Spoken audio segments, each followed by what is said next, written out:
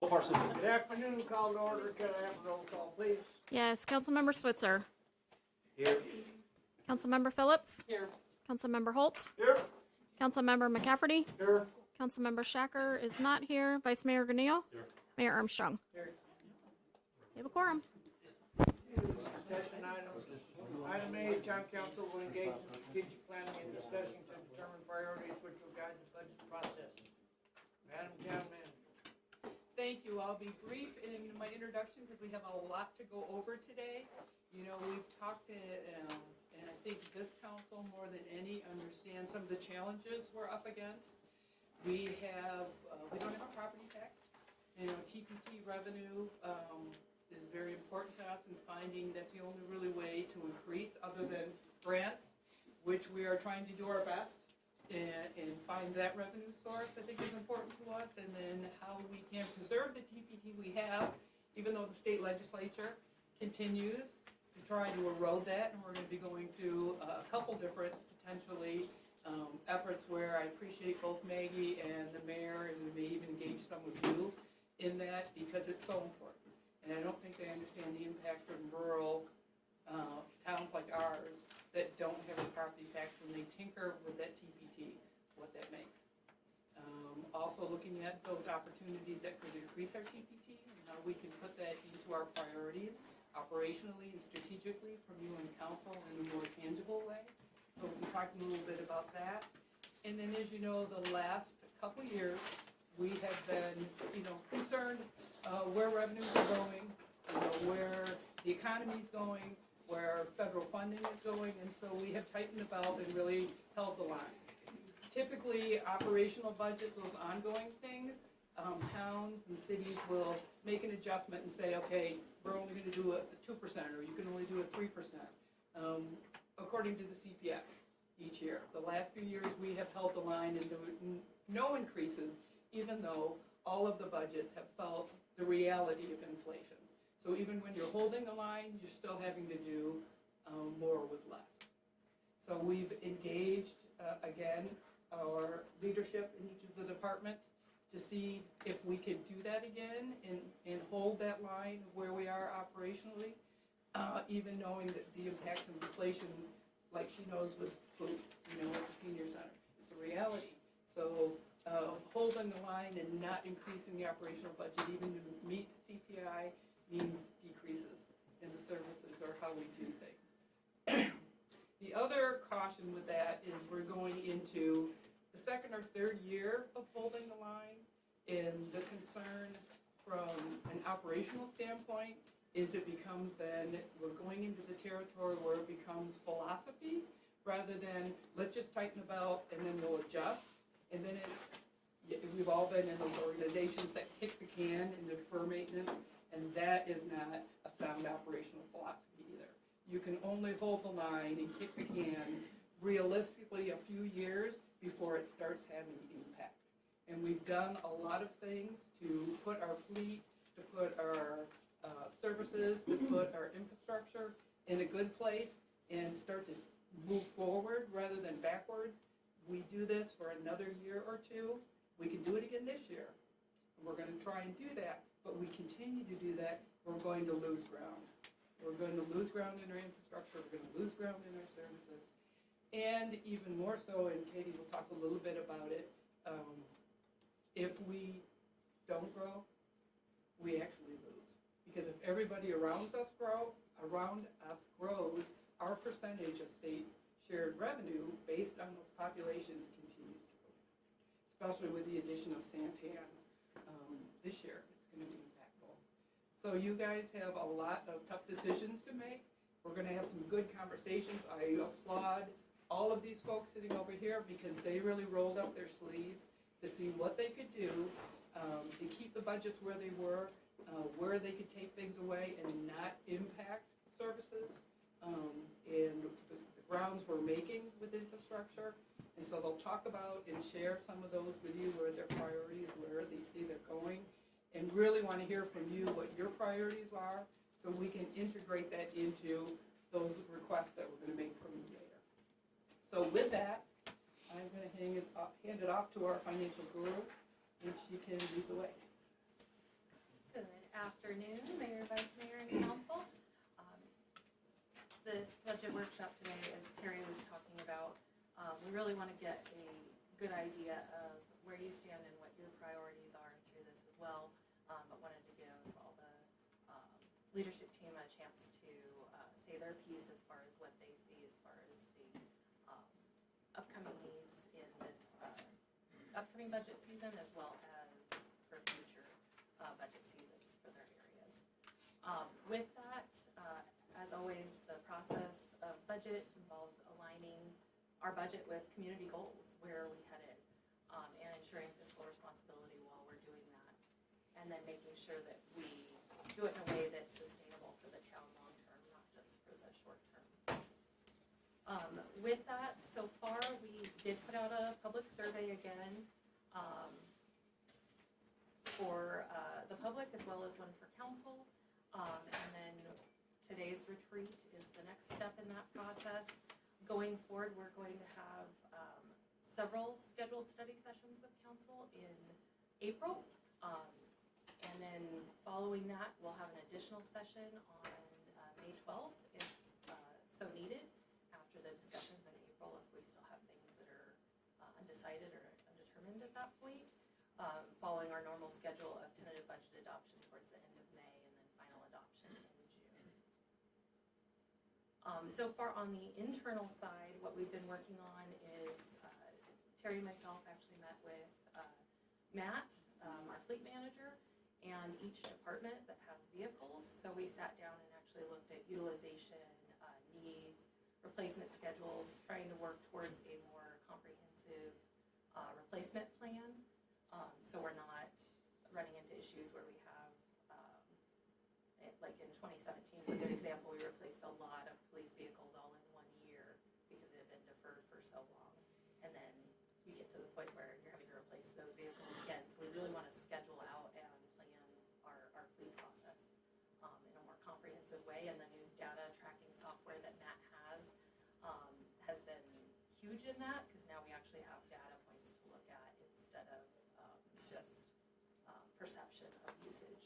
So that's been great. We had those meetings over the last 2 weeks. And I would like to interject on that, both from Katie and from Matt. It's really good. We were very excited when we first got the RTA software and made that investment, because now we have data-driven decision-making we can do from our fleet. Because we could look, when we sat down, we could look at hours, miles, where are areas where things aren't being used, where can we combine it, and that's based on data. And it's so funny because somebody thinks it's being used a lot or thinks it isn't being used a lot, but data maybe support something completely different than that.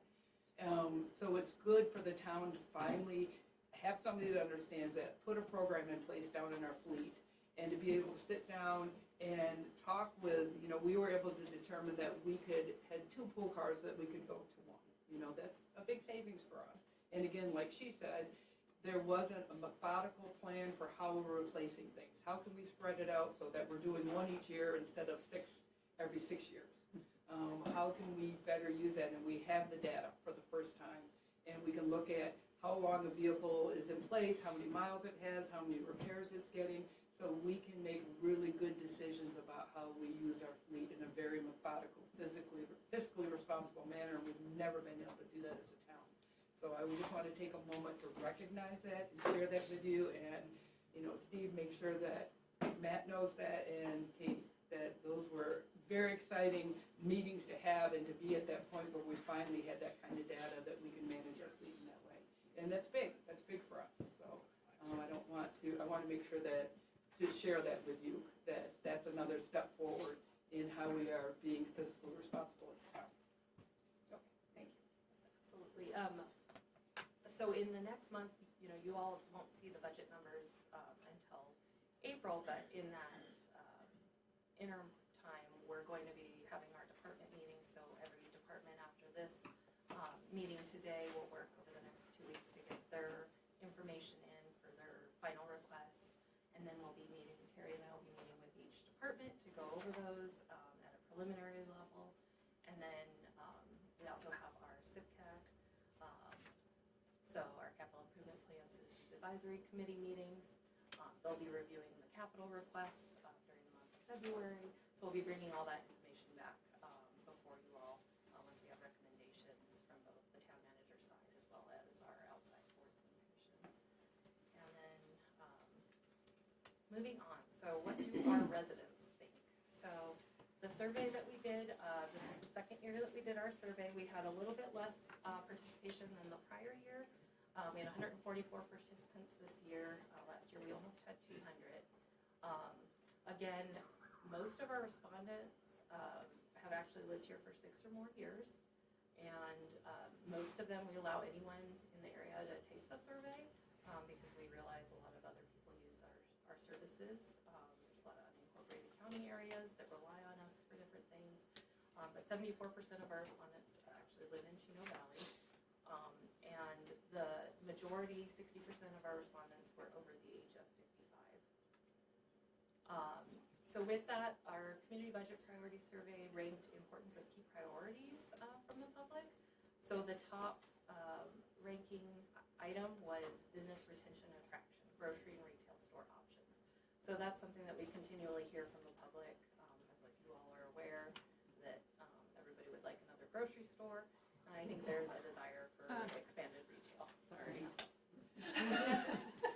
Sure, you've never heard that before. Maybe we should lift that moratorium. You gotta lift that agreement we have with. Yeah. So we realize that is a need, that is something that would be helpful for the TPT that we bring in, as well as just keeping our business local. Does this data include our responses? It does not. Okay. No, in fact, with that, we're gonna touch a little bit on the strategic side of that, but we didn't get responses from all the council members, so we didn't want to just do a subsect of data there. So we'd rather discuss some of those things today. So we encourage anyone who did fill that out, as we get to the council priority sections, if you want to say specific things about it, please bring that up as well. Put them on blast. Who didn't do it? So we don't have the data. It was anonymous, so we just didn't get all of those. I did it. So we'll talk about what we learned from it, but we won't put the statistics up because we figured it doesn't keep them in anonymity if we did that. We respect that. So you don't have the results from that? From the council survey, no, not to present today. I would be interested in still seeing them even for one person short. We were 3 short. 3 short. It's just 3 of you were slackers. I don't know which 3 of you. So that's none of your It's like put down And that was like reminders and stuff too? That's like not acceptable. We did do it Ashes of the wet needle. anonymously to keep with the open meeting law requirements and things Yes. like that. So it was, we'll rethink how we do that in future years. There you go. Is how we're We'll see if we can, and put more pressure to get those in. Before she moves on from this slide, I want to point one thing out, and you'll see it later, but as you will see, second to last is senior center services. And we had this phenomenon show up last year as well, where in this priorities, it ranked almost last, but when we get to the other ones, it's completely opposite. It keeps showing up at the top, so not sure if this is because we're doing it well. It's not showing up here, but it's valued, so it shows up somewhere else, as opposed to roads, And that's, you know, and people know. So that's what we think that means, but just want to point that out, that you see it's very low here, but it's completely opposite later. in fact, to that note, we actually had a lot of comments this year were very directed at the senior center and what an impact and a life difference it makes for a lot of individuals in our community. Because, you know, there's certain members of our community that don't have the option to get food from other places or a hot meal, and they really were thankful and just had very high commendations for the senior center, and specifically the new chef as well. They are enjoying the new chef. I got 2 comments on that. So, Okay, so if it's not broke, don't fix it. correct. Right, exactly. Okay. Other things, as we all know, street maintenance has remained high on the list, as well as protection of the aquifer and water sources, followed by other things that are still important. Now, this didn't let people exclude things from it, they just were able to prioritize. And that just gives us a picture of what's top in their minds of things where funds need to be directed. What's beautification of Highway 89? So that is kind of like, I Not would say painting the code. roundabouts? Like going to the roundabouts? No, and Code it's enforcement, tiny, like code making enforcement, sure- storefronts, Yeah. The storefronts, Connex, the Connex boxes were a Yes. big part of that You piece. know. I think there was a lot of different complaints about that previously. So. yeah. We're working on some Signage. design aspects for our zoning code for 89. That will help address that. Some standard things, so we might see a bunch of split rail fences because, I mean, you look outside, what's happened here at Town Hall and it Makes a difference. makes a difference and it's a small investment. Is code enforcement still getting a lot of negative feedback from 89? They've been really Businesses? focused on residential lately. So a lot of, in the higher density subdivisions, I'm doing a lot of cleanup, but, You have like two divisions of code enforcement, right? Business and so they residential. overlap right now. We haven't split off into commercial and residential. They're kind of doing north half, south half, with some overlap. And then when we have weed season, it's just weed season, yeah. This year, that's been all year. Yeah. It's also, you know, fencing and wayfinding could be considered under that beautification. Don't use the plan system, Highway 89. That's a lot of it, that kind of came a lot of that fencing that was going on. So moving on, the overall satisfaction with the current state of our local streets. 80% are unsatisfied or very unsatisfied. That's pretty on par with where we were last year. We did have a shift from some of our satisfied and very satisfied to the neutral category this year. So neutral was pretty small last year, and our satisfied and very satisfied dropped quite a bit. So obviously, At least somebody we all are aware that What that's an area where we need Or- to put some focus, so. And that was, and this is kind of interesting because over the last few years, you put more money into local road improvements than we ever have. So you might think that would shift, but I think it just created more of an awareness that my road wasn't done. I think it's also because last year we were doing the total rebuilds, and hopefully this year we're gonna start with the new overlay instead. And maybe they'll be happier next year. They'll all call Steve and go, oh, thank you. Don't think so? It's just too much, too much. There's- Well, the You're first never road gonna storm. satisfy everybody. Because you're not gonna get to their road. But it's still, We don't even know the status of first fund. it's not gonna change this year. So these are just, we had an open-ended comment for people to add areas that they felt needed to be improved road-wise, or if there were specific things that they were aware of. So this is just a summary of those comments. The stars to the right side indicate that we're looking at including that in this plan. Right now, there's some coring that they're doing on the engineering side to ensure that the chip seal is going to be sufficient for the road plan that we had discussed previously. So with that, Road 1 West, both north and south, there were the most comments regarding that. And with that, there is going to be there's an alternate option if we have enough funds that would cover a portion of that. I don't believe, it goes outer loop and it doesn't go up quite up to center. I believe it goes to, There's that street where the power lines are. I'm trying to think what that's called. Go from one north down to That's one east, I think. I think you're right. I think three it is. south, it would be, you know. Yeah. On outer Yeah. loop, yeah. Oh. Where the cops always hang out, right there. So, Perkinsville, as you all know, we're trying to explore options with the county on that. And then there's just continued other ones. Also, Road 1 East, between Center and 2 North, not that entire area is on the plan, but a portion of that is. And then for some of our smaller, more neighborhood areas, we are looking at some parts in Chino Meadows. That's not the whole area. You know, there's just a few select roads in there, as well as Fire Sky, Yokiwa, Cochise, and those are the ones that are on both the citizen surveys as well as the recommended plan. while you're doing that, I'll just want to make a comment again about strides in making good financial investment and data-driven decision-making. Again, I want to comment, Steve, one of the things we're doing this year that she mentioned that we've never done before is we put a plan together, we go out there, and then we start to do a road, and we don't know what the base is, what it's going to be. We may end up putting something down that isn't going to, because it's clay or whatever, and so now we just made an investment that probably won't last.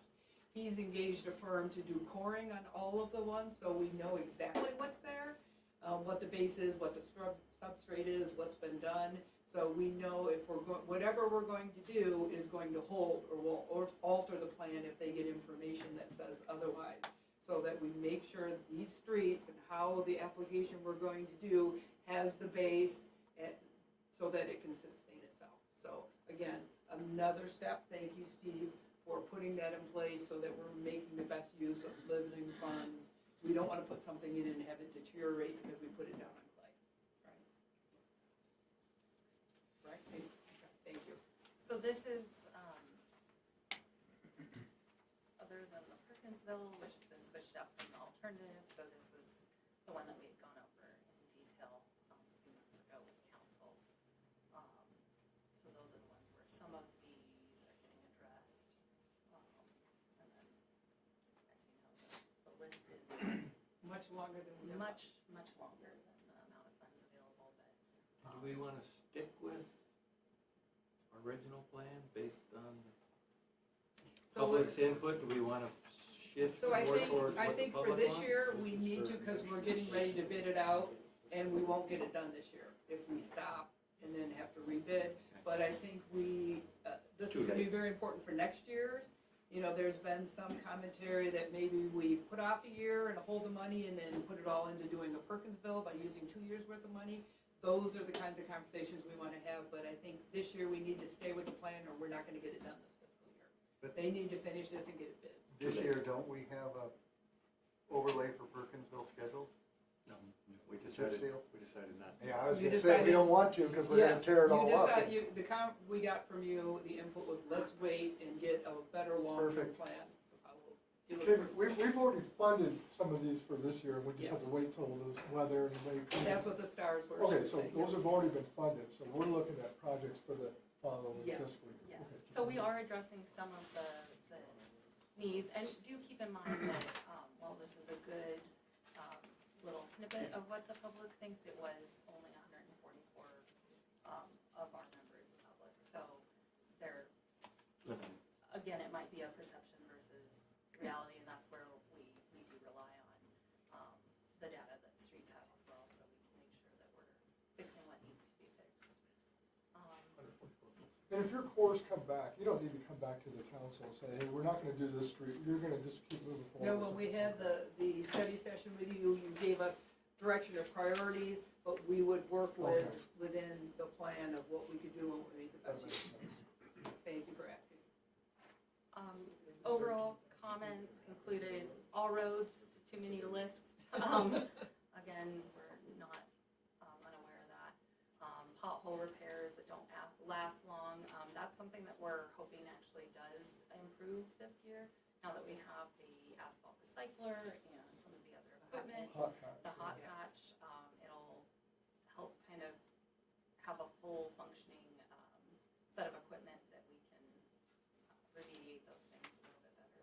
And then drainage and water flow issues, we're continuing to look at the plan because we do have unspent Yavapai County flood control dollars that are for our community. So all of those things are something that. Don't have enough for the back track, though. Chino Lake. We need the number. And then our safety, sidewalk, speed, school access had a few number of mentions. We did ask if our residents were familiar with the Chino Connected app. 65% were not familiar with it, or 35% were familiar. As you all know, it's pretty new still, but that's an area where we can enhance some outreach so people are aware. Yes, sir. Can I make a suggestion that, Mike, you just did the video on the town's website, how to get notifications, which was awesome. Maybe we could do something like that. That's a great idea. Put it on the list. YouTube and post it, so then they have instruction on how to sign up. That's a great idea. Yeah, it's a great resource, so we want people to be able to use it, but if they're not hearing about it or don't understand how to use it, that's obviously not Just don't fun. request them to It's not effective if people aren't using it. So continuing on, as far as what people thought should be our budget priorities, this is where, as Terry was mentioning, senior center was one of the top responses here, as well as public safety and water source aquifer protection. And then library services was also very high on the list, as well as special events. So those are the fun things that our community does that residents can go to for free. That's fun things that enhance the quality of life. for Quality of our life, residents. I think our sense of place and identity, I think our townsfolk really value those opportunities where we come together and you see that sense of Chino pride, especially because we don't have a town center. And so we get that sense of identity in place in these events that bring us together. They have an additional priority. Okay, out of the 144, how many work in the county, or were they all citizens? No, most were residents, but 20% lived outside the town. In the About 28. So we're talking about the aquifer of these, the 20%. 24. Because most of those are probably on wells. Probably a County, a so large they're probably portion. Could, talking about protecting. Oh, like animal pills. The aquifer, Holland of aquifer. We just asked aquifer, but I think in general it's a push towards water resource protection. yeah, the AMA and outside. They wanna keep getting water, but they don't care what you do with it. Yeah. And then, yeah, and that's a good point too. Yes. So the water and sewer system expansion is very low on the list, as well as water and sewer system maintenance, which, as we know, a very small portion of our residents actually relies on our water and sewer service. But it's still necessary to maintain the system that we do have and make sure that we're not hitting exceedances on the wastewater side, as well as making sure our water quality is where it should be. As far as biggest challenges facing our town, business retention and attraction. So again, this had a subcategory of grocery stores and other retail options. That's biggest. Street repairs and maintenance, and maintaining our rural character was the third highest. People like the way we are here. We like being in a rural area, but I think the majority see the need to bring in additional businesses, which is true. We do need to bring in additional business revenues, as we've all talked through. And then employment opportunities and managing growth and development are also high on the list. And like anything, this is a balance. You can't really maintain your rural character if you're growing out of control, but you have to have some measure of growth and development, or, as Terry was mentioning, your state share revenues do decrease.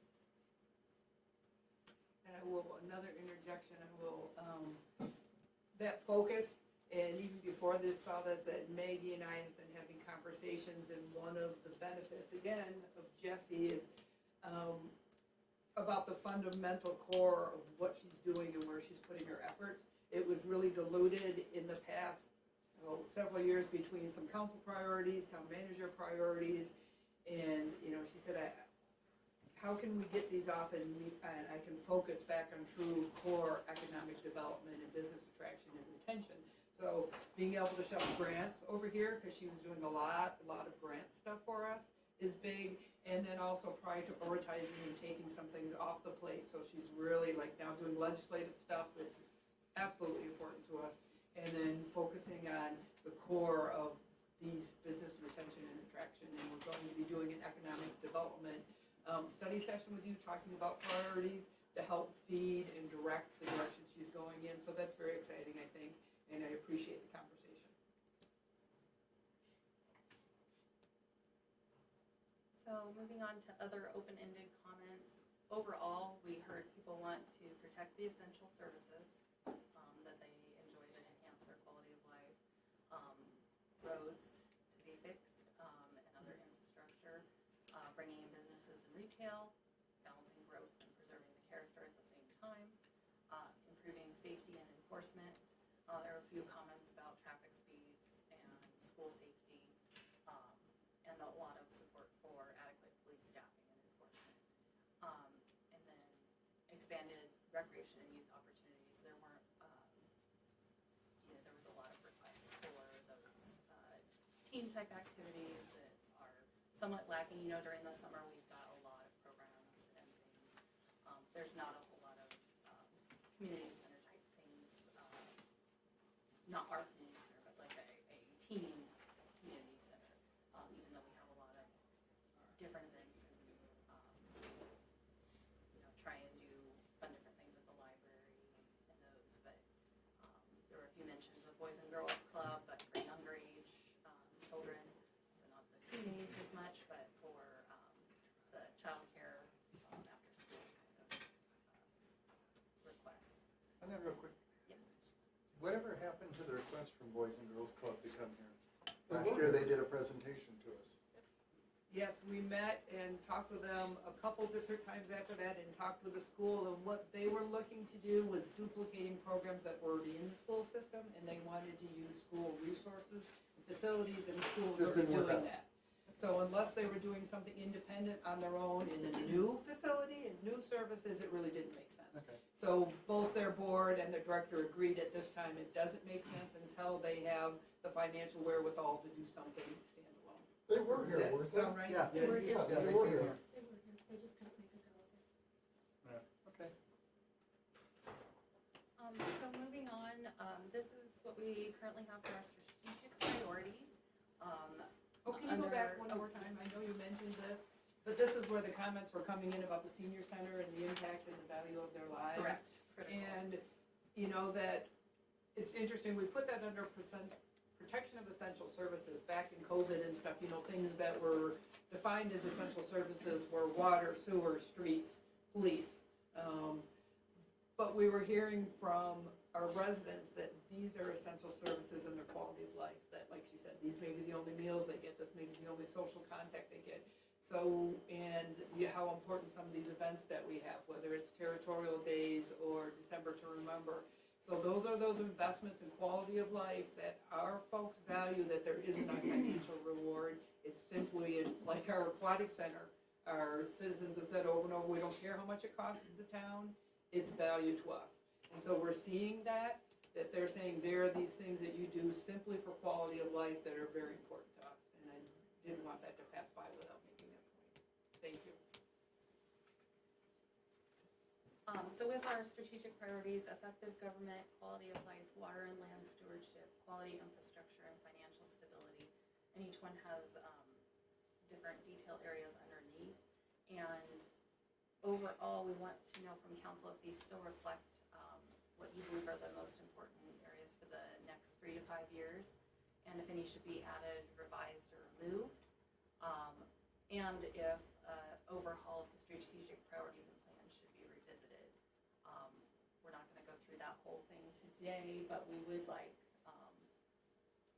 General your input. feedback, what do you think? Do you think these 5 categories reflect what you think are priorities? Do you think they need to be changed? Do you think tweaked a little bit? Or do you think they need to be completely overhauled? So Are taking these a in look at order this. of priority, or are they just the way they're listed? no, Yep. they're just how they're listed. So what are your thoughts? This is your first point of important feedback for us, because we only want to invest the time in this that you think is necessary. Because we'll invest time. If you think this needs to be rehauled, we'll do that. If you think it needs to be tweaked, we can just have a conversation and do that. If you're feeling this still reflects where we're at, we won't spend much time in it. So what are your thoughts? I just have a question. Yes. Public safety, does that fall under quality of life or effective government? It could probably both, it probably crosses Probably into both. several. Yeah, we have it Quality kind of of under safe and secure community because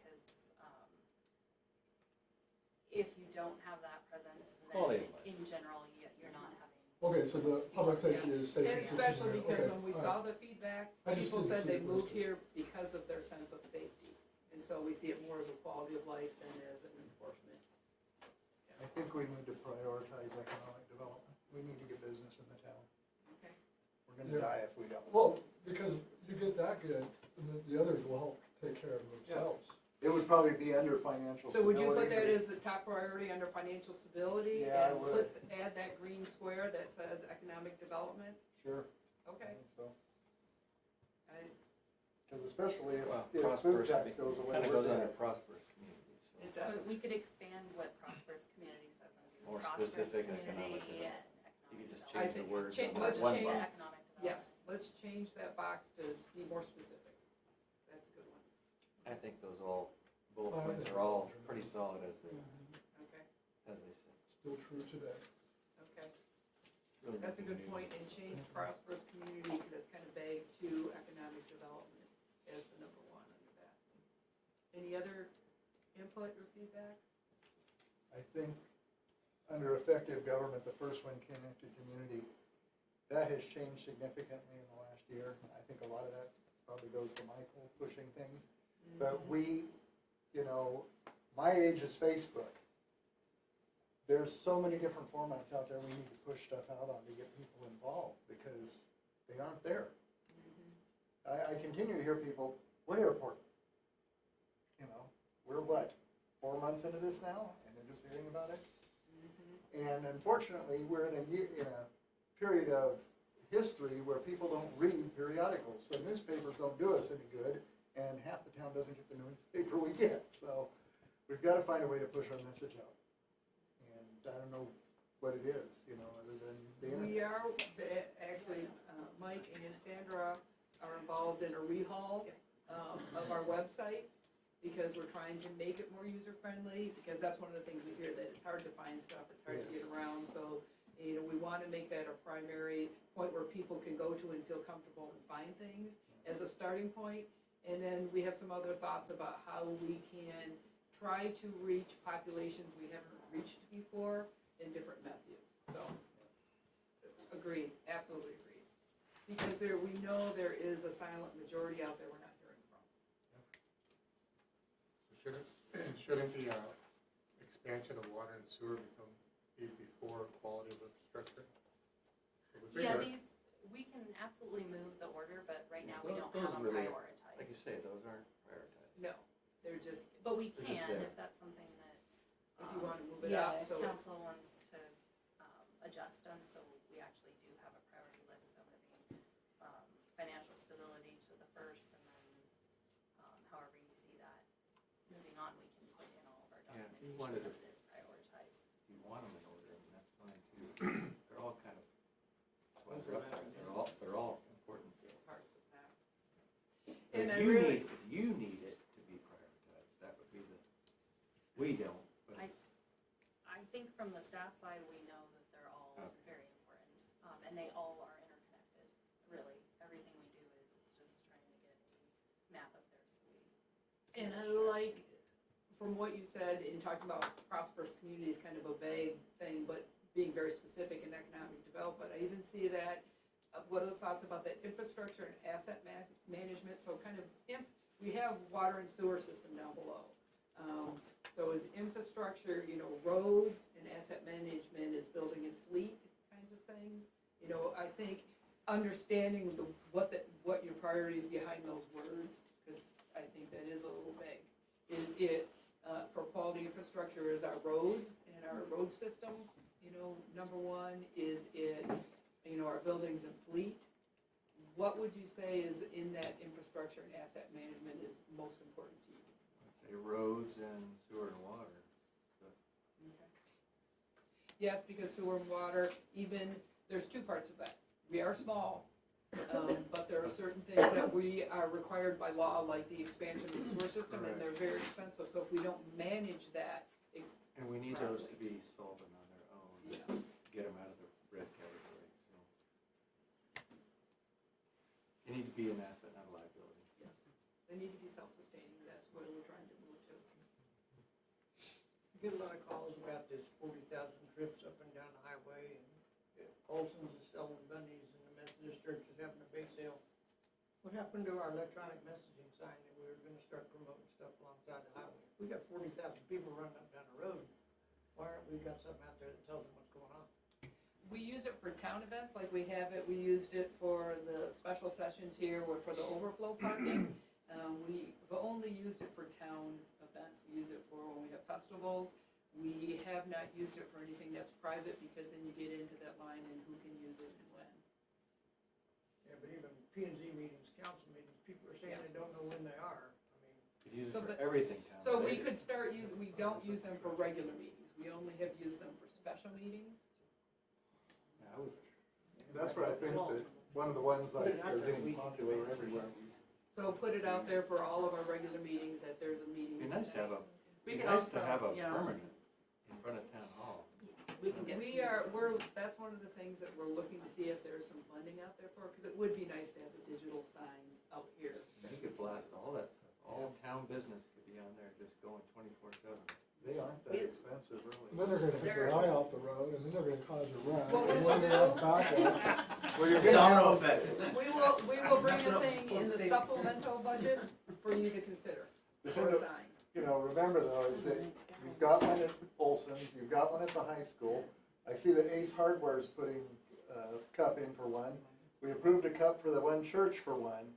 Do we want this to be an electronic billboard as you drive through town? Because that's what it's gonna start looking like. with all these things. Well, I guess Yeah. the Mini beautification of Vegas. 89 is no longer an issue, so. Yeah. Yeah.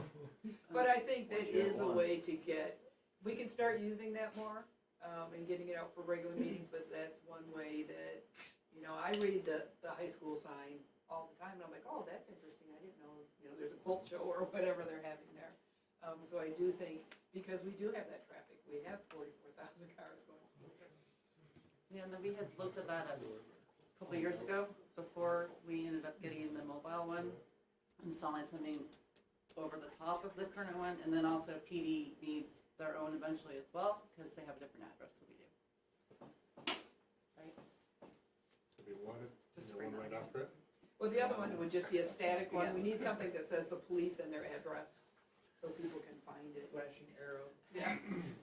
Here, you a Hells Angel, go to the Yeah. back I lot. was gonna say, you had no problem finding it. They didn't have any problem. I was waving at him from my office. With 5 fingers? Yeah. Well, That's not how they wave at you. Okay. Any other input on that before we move on? So we've got the prosperous community changing that. What we're hearing on infrastructure is two things. What that means is, you know, how we manage our roads and local streets that we can, and how we manage our big pieces of infrastructure in the water and sewer system. Okay. And as Terry mentioned, with some of the past year budgets, we've been really trying to total in and not increase them tremendously on the operating side. And we heard from a few of the council members on the survey, to you all specifically, that they were looking for some rather large cuts. So we do want to talk through that as we move forward and see specifically where you guys are looking, if you're looking for across the board operational, if you're looking for other things, but do keep in mind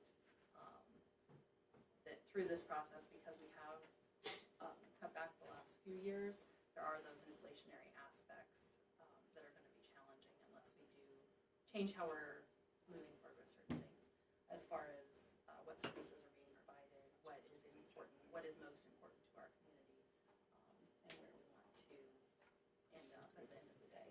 And I think we present it that way, where we really try to separate things out, which has an ongoing impact in our budget year after year, and those that are one-time, so if we know we have some one-time revenue, that gives you a better sense of when we get those supplemental costs, those things that we're asking in addition to the operating budget. So we'll have two things.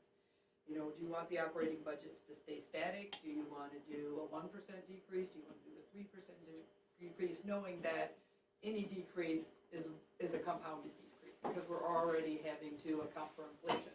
So if somebody was spending $10,000 last year and they're spending $10,000, it probably only has a value of $8,000. So if we're doing a decrease now, it's $7,000. Just, you know, put that in vague terms. So that's one of the directions we're going to ask is operating budgets. Do you want them to stay static? Do you want them to go 1%? Do you want them to go 3%? I think somebody said 15%. We're gonna need to see numbers first. Yeah. Fifteen's a lot. Yeah, that's what, 15, you start losing services, absolutely. It's not just how you manage it, you're going to have to cut services.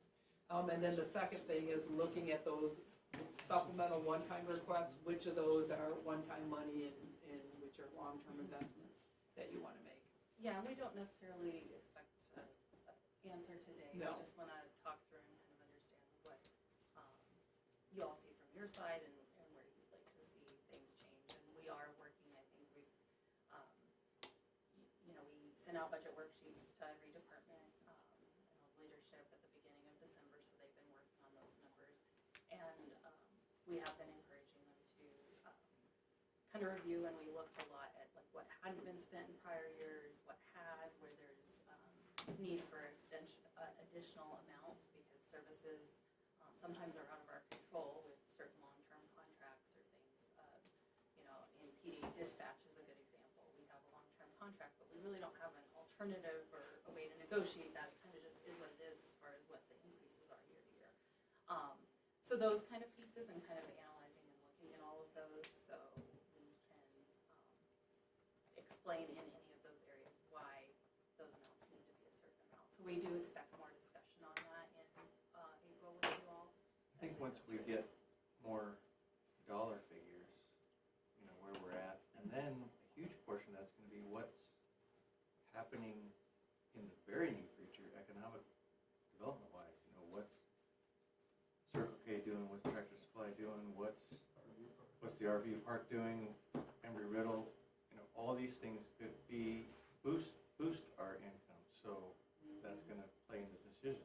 If Gives those you a are little going- more breathing space if we If start to those see are some going of those. forward, for sure, so the more information we get on those going forward, the better. I completely agree. Or anything else that's coming down the pipe.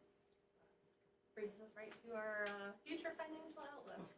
You segued that time. So, with that, this is from an overall standpoint, inflation moderated in 2025, ended at 2.7, December to December. So it is expecting to ease a little bit going into this next year. A couple of challenges, job growth is slowing. However, in Arizona, there's a lot of continued job growth in education, healthcare, manufacturing, and technology. Problem is, those aren't areas that we really see in our town. And then personal income growth was expected to moderate, which can impact the discretionary spending, as well as higher interest rates are affecting affordable housing still. And with that, the up and down with Federal Reserve, we'll just have to kind of wait and see how that changes on that level, because that'll impact the housing. And then we do have some positive things on the housing side in Chino. We've got a lot of developments that are starting, and there's actually groundbreaking and things that are moving forward, along with like the townhomes agreement that recently went through. All of that's going to help provide more options here locally, and the available housing will help impact our population numbers, which are Rooftops. very, rooftops, very grocery stores. significant in getting that additional economic development piece and getting those retail establishments and grocery stores. And it also helps our population for state shared revenue numbers. So construction infrastructure costs are still high, which is pressuring us on a municipal level. And population growth in general continues to be pretty strong statewide. You know, they average over 1%, close to 2%. For us, we grew only, it was less than 1% last year, less than 100 people. So that's not great, because when we're under the state average, that's where we start seeing those state shared revenue shrink. Because, you know, the amounts that the state's getting from sales tax and those kind of things can increase. But if, you know, the other communities, especially in our county, are increasing, I'm sorry, what's that? Oh, okay. If the other communities, especially in our county, are increasing and we're not, that's where we see our, you know, HERF revenues go down, our So all of those things are impactful to our budget. So we do want to grow, but in a measured, Very deliberate, you know. yes, deliberate way. We can't sustain ourselves with a no-growth attitude. It just isn't viable. But we can still maintain our rural character and preserve our rural character by growing the right project, the right place. Methodical, slow, deliberate, but, you know, a no-growth policy is sure to impact the quality of life in our services. No, It it's just a can't sustain itself. horrible subject to bring up, though. We need a property tax. Well, we just do. Excuse I mean, me for a second. TPT's never gonna make this town, it's never gonna happen, it's just not gonna happen. We need So a property tax. dedicated, Have we ever done a study to where, you know, if you did a minimal, you know, what it would bring in, because we've got more rooftops now than we've ever had, so. In other words, nobody's gonna want $500 on their property tax, right? But I mean, if there's have we done a study based on what our population is now, if we had a minimal, you know, people might go for a Well, they try to do the sales tax. I mean, the, road. Road There's tax. gonna be a property tax. when was that, Aaron? The road tax? 18, It was right when I started. it was 18. I 18 will or have to say 19. that we It was have. like 1%, and they killed it. Correct. And But a we lot of killed it. new, I mean, that was back when, And it was on the ballot with other things. well, population back then was a lot of more permanent, we got a lot of new residents from out of the area that are used to paying property. And I think for the first time in the last couple of That's years, why we've they actually had a couple of residents say, why don't we do this? But you don't wanna be premature, cause we may have to add. There's a lot of people that already think they're paying a property tax. Yeah. So A ton. just add it in there. They are. But again, It's not to the county. they need to be educated, so. So I think it's something that we can investigate and then decide if that's something the council wants to explore in the future. But remember, Cost benefit, right? long-term, we See what may they're gonna already have to pursue, what is it, ad valorem? Is that what they call it, the ad valorem tax? For water infrastructure needs that may present itself down the road. So you don't wanna hit them twice. Yes. So you want, if that ever comes to attrition, you wanna do it at the right time for the right reason.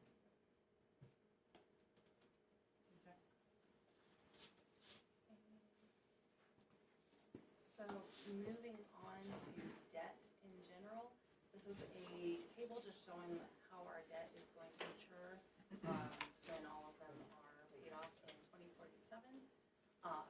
So our current debt service payments are just over $2 million annually right now. And then we do have our WIPA loan dropping off. It's a tiny one that you can't really see on here. It's a really tiny bar that's here. So one will be dropping off there, and then we have another one that's dropping off in 27, 28. What are the So combined payments of those that we make today? Roughly? on WIFA in No, general, the two Two that that are are dropping. just the two, it's small. They're two of our tiniest ones. It's like, Unfortunately. yeah, it's like, it's right at like 400,000, which are new loans that we're looking at all. That's what I'm saying, will that cover the, most of the new Yes, ones? so, with that, I'll go on to the next one. So this is a bigger conversation. So this is the same, the gray is the same that, was on the prior slide, just gray, so you can focus more on the new proposed ones. And we had some recent developments with the water production facility one that we're gonna talk about, as well as on the, water reclamation facility. That's the 10 million for, the expansions we need at the water reclamation facility to prevent, exceedances. And so that one is going to be a 20-year. As you can see on the water production one with the blue column. So we recently heard back, that was the one we were waiting on final loan documents on. I'm gonna. She jumps into that makes it easier, but Skip that subject. yes, but, so two things, so the waste, the water reclamation facility, we know that we need to do that. You know, exceedances, getting into violations, it helps push out when we need to do our expansion, so, you know, that's very tangible.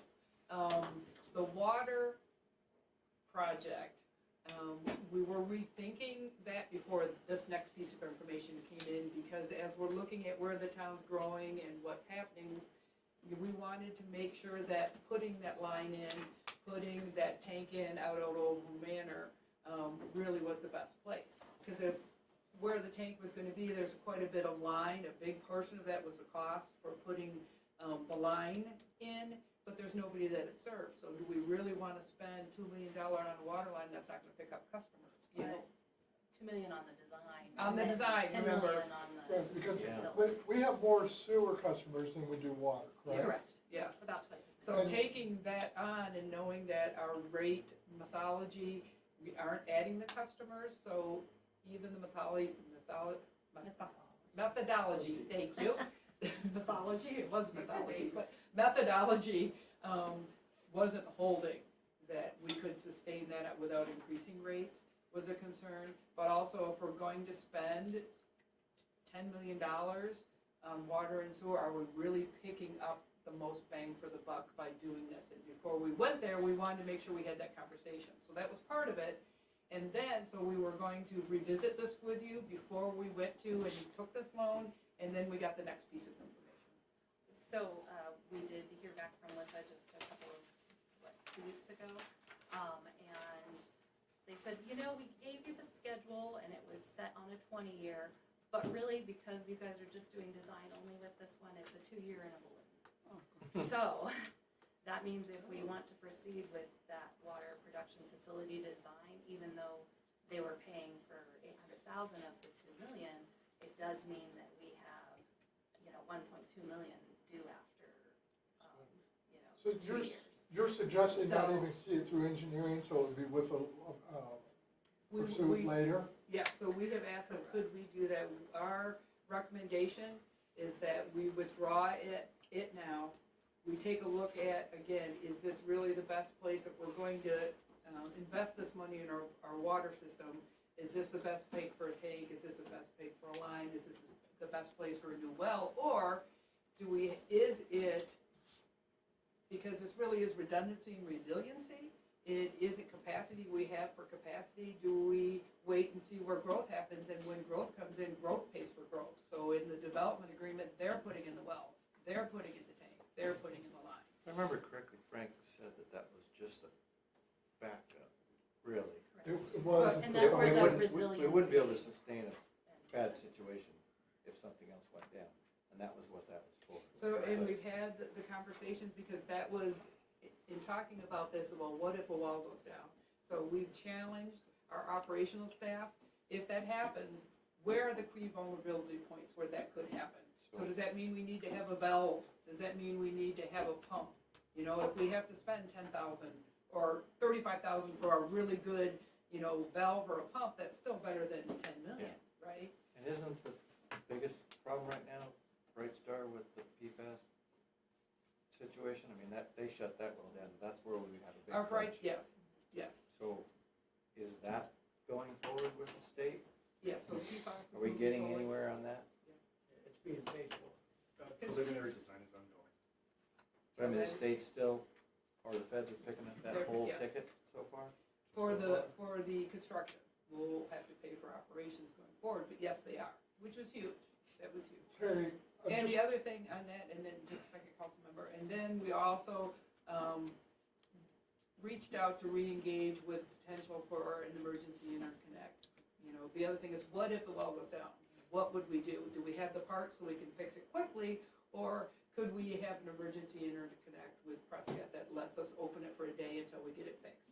So we're going to look at those low costs to deal with that potential, and which would give us time then to make sure if we're making these big infrastructure investments, they're in the right place or they're funded by growth. Yes, so sir. have you ever calculated how many new customers we would need to make that cost effective? A lot. So we haven't, because from that standpoint, we don't know. It depends where they're going to be connected. A lot of it links into the master plan that's being worked on currently. So is it even feasible to put put lines in certain places? And if it is, then how many, connections could we have in these different areas? And then all of that would pull into, is this feasible? And that's where it seems a little premature to move forward with a, $1.2 million investment on the town side, especially when, design is only good for, a certain number of years. So if we're not really proceeding with construction in that area, does that make sense at this time? And the other portion of it, thank you, both of you for saying that, is we're seeing in the preliminary IWMP a different vision where Chino, from what we thought 5 years ago or 10 years ago, or we thought the north and other things were happening, that isn't where Chino is growing. And so they're looking at the, making those, what we are seeing organically and what the most likely will be, and it's a different picture than we used to have of where those facilities and where their growth, and so I think that we'll see recommendations shift when we get to the end of that IWMP process. And so that's the other thing, until we have that good hydrology and that good methodology, let's wait and make these investments based on data. No, I agree, because we're already almost leveraged out anyways. Yes. But, the lack of water suppression for fire control could be a factor with economic development. Okay, so that's just something we need to think about, because we do need more water pressure system, because we have lost businesses because of lack of fire suppression. Yes, with a combination of other things. Yeah, but I mean, So that's then- one of the, that's a. So knowing that, so if we see that in certain areas, then maybe there's a different place we wanna put the tank that achieves that. Agreed, agreed. Right, absolutely. Yeah, and that's, another part of this is, as Terry was saying, having, the public works team really look at, could other options be viable? If it's just, getting us through a tough time till we can get the well operational, is it just an additional tank somewhere?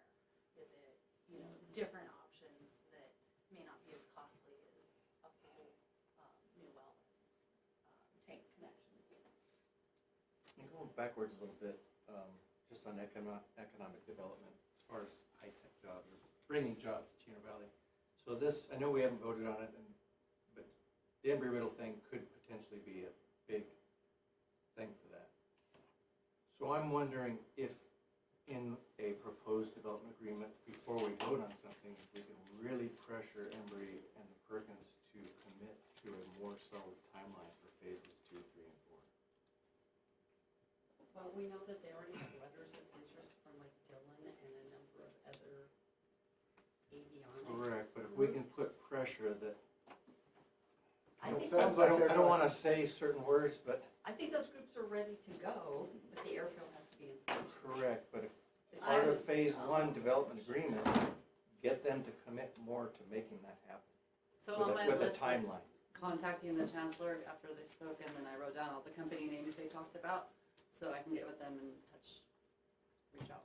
On And my side of it. Tom was 100% for it, so really, I think That'll the happen. stumbling block is Embry-Riddle. Tom wants it tomorrow. He wants it yesterday. You want the property tax too. Yeah, so if we can get Embry to at least, yeah, we'll commit to making this happen instead of 25 years, we want, 10, whatever. It won't be 25 years. Well, I think that, it's those numbers hard- were getting pushed around, so we can get something more concrete that we can see and that helps us make an informed decision on a vote, that would be good. So let us talk to their attorney and not Embry-Riddle, but we'll talk to their attorney and we'll get a better feel for that we can share with you.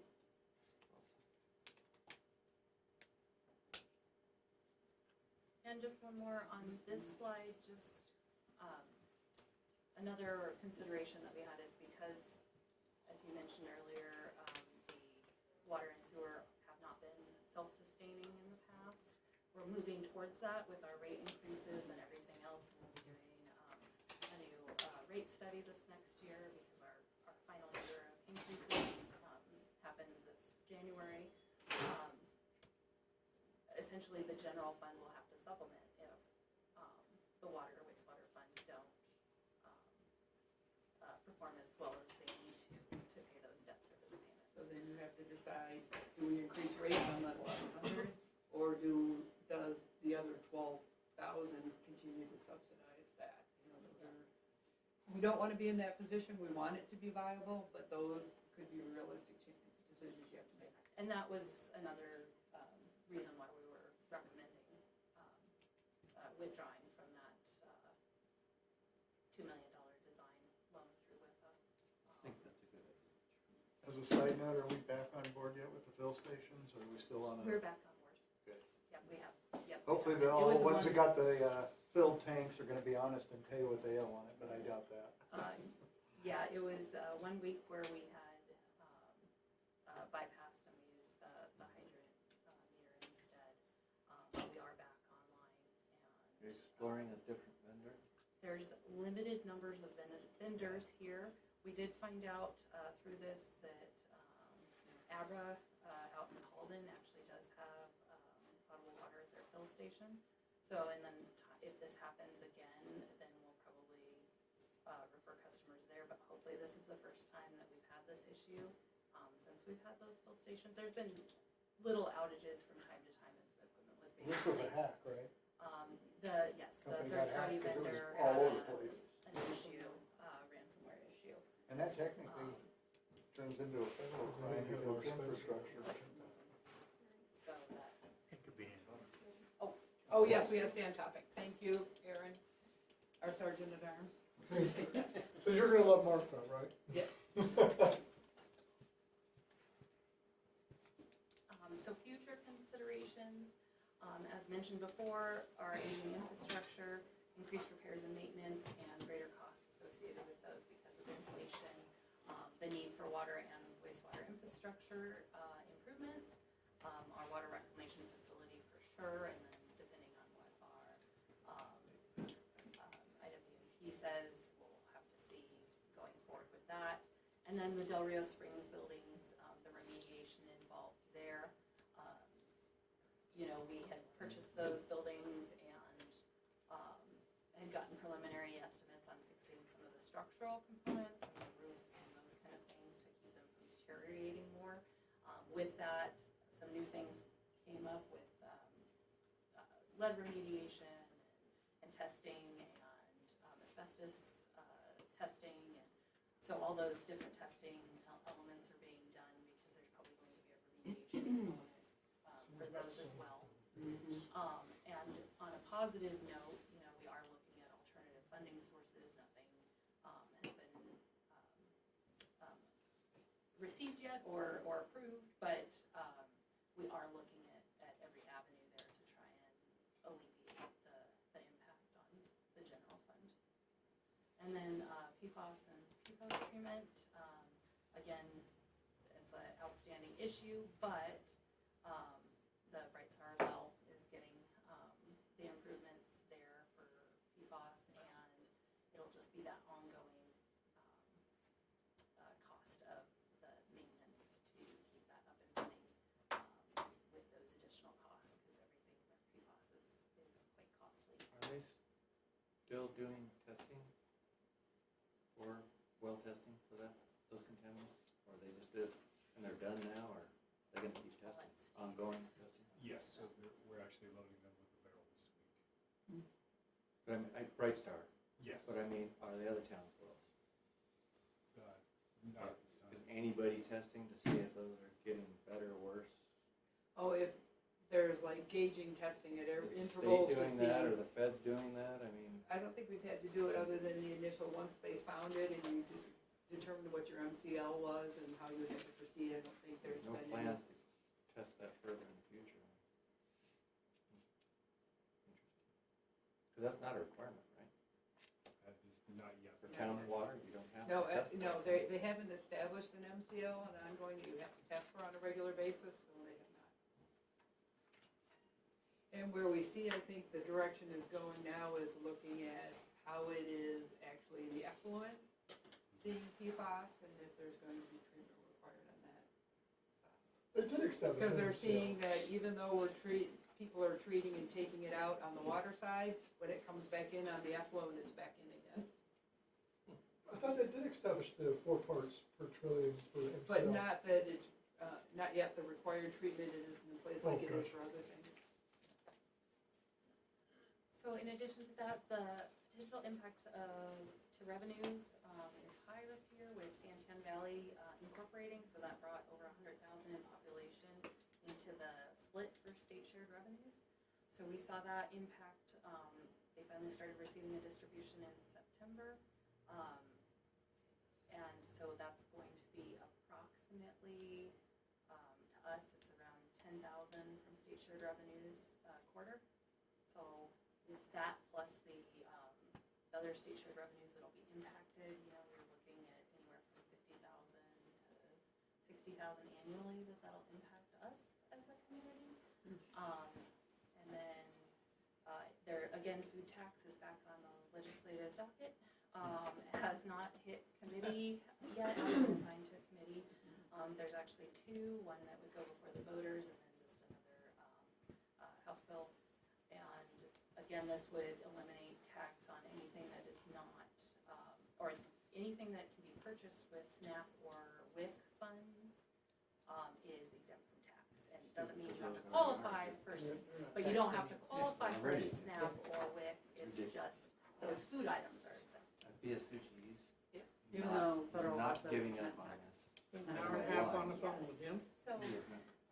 Yeah, I've written him too, he's just not, I don't know what he's got. so the league is tracking that carefully. Obviously, there may be times when we reach out to, you know, that Maggie reaches out to all of you, or Terry does, for letters of support or against, you know, this kind of attack on our local revenues. So she is actually working on getting the mayor and other mayors a joint signature letter like we did last year, and also knowing those dates so that the mayor and other mayors could go down and be physically present when those important votes or conversations are happening. So in addition to that, there's also potential reduction in state shared revenues. There's a utility TPT exemption bill that would eliminate some of the state tax on utilities, so like APS. So if that went through, it would, again, reduce our state shared revenues, because that's a large part of the pool that they receive. And then TPT sourcing, again, it's a really poor sourcing bill, really, because it just complicates things. It's looking at, okay, if you, instead of having it based on the buyer's address, so if I buy something online and text it wherever my home location is, it would be taxed to the distribution center that it's leaving. Yeah, Well, it's a that- bad, they're working on killing it, it's really bad. It's really bad. So rural, it would shift from rural to urban. But even in the urban areas, the Yeah. league was giving us some information on it today, and even in the urban areas, if they have a distribution center, they could still lose out because they would only get those sales from that distribution center.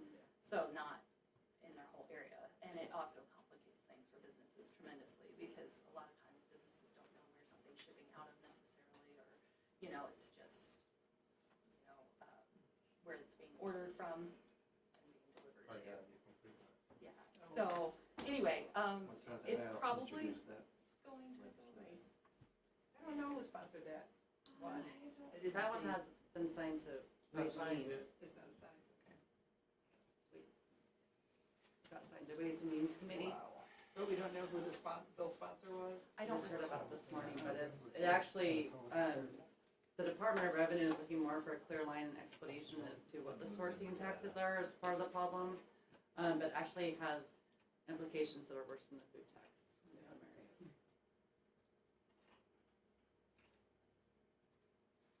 So it is a attack on rural people. Yeah, you're right Yeah. about that. It's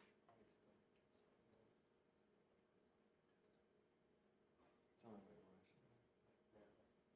However we're gonna survive. Write your legislators. They may. I We're know. gonna die, Was there Olson right there? It's Olson. because they're gonna keep doing it. Sorry, I can't read it very well from here. Oh, yep, right there. Olson. Representative Olson. So anyway, that one's not ideal either. So we're obviously watching all of this very carefully. both Aaron goes to the legislative call or listens in, Maggie listens to the ones for economic development and intergovs, and I listen to the finance ones, so we're staying apprised of all of these as they And move then forward. NAMWA listens to the water ones, and then they send us there, and the mayor is on that board too, so. On a positive note, we do have a lot of potential, things happening, in the area as far as, the Circle K, potential tractor supply. There's lots of positives that could be happening. Some of these new, the townhome developments, as well as, the expansion, over in Bright Star. So we're hoping that we see all of those happen soon, and that'll all impact construction revenues, which are one time, but they all help lead to ongoing increases. As far as our sales tax goes, we've seen a 3% increase this year of retail, or overall, but in retail itself, we're up 3% as opposed to where we were last year at this time. And then restaurant and bars up 12%, so we're seeing increases there as well, which is also great for us. Do those increases offset our decreases? I mean, we're overall up 3%, but no, it won't necessarily, if all these negative things happen, no. Yeah. As far as absorbing the impact from Santan, yeah, we should be, kind of be able to stay level as long as we continue where we're So, at. Katie, can you, Santan's gonna take money, but where's that money go right now? That was running Santan, doesn't it go to Maricopa County? So, the county gets certain parts of state shared revenue, but cities and towns get a different portion. So it's the share that the cities and towns get. Wouldn't the So- county have to give that portion back though that they've been taking from Santan? It's, That makes no sense at all. Yeah. we've gotten a couple of different things on it, but on my side, what we've been focusing on is the actual impact. The league's given us some estimates and then some actuals on what our revenues actually decreased, during those times because of that. So that's been my focus, but we can look into that for you. Thank you, I just wondered, Yeah, that would make sense. somebody's gonna make more money and lose people. Just for information, Representative Olson is currently the chairman of the House Ways and Means Committee, and he is out of District 19, Where's that? about 2 clicks north of Nogales, I think. 19 Wayne down there, isn't it?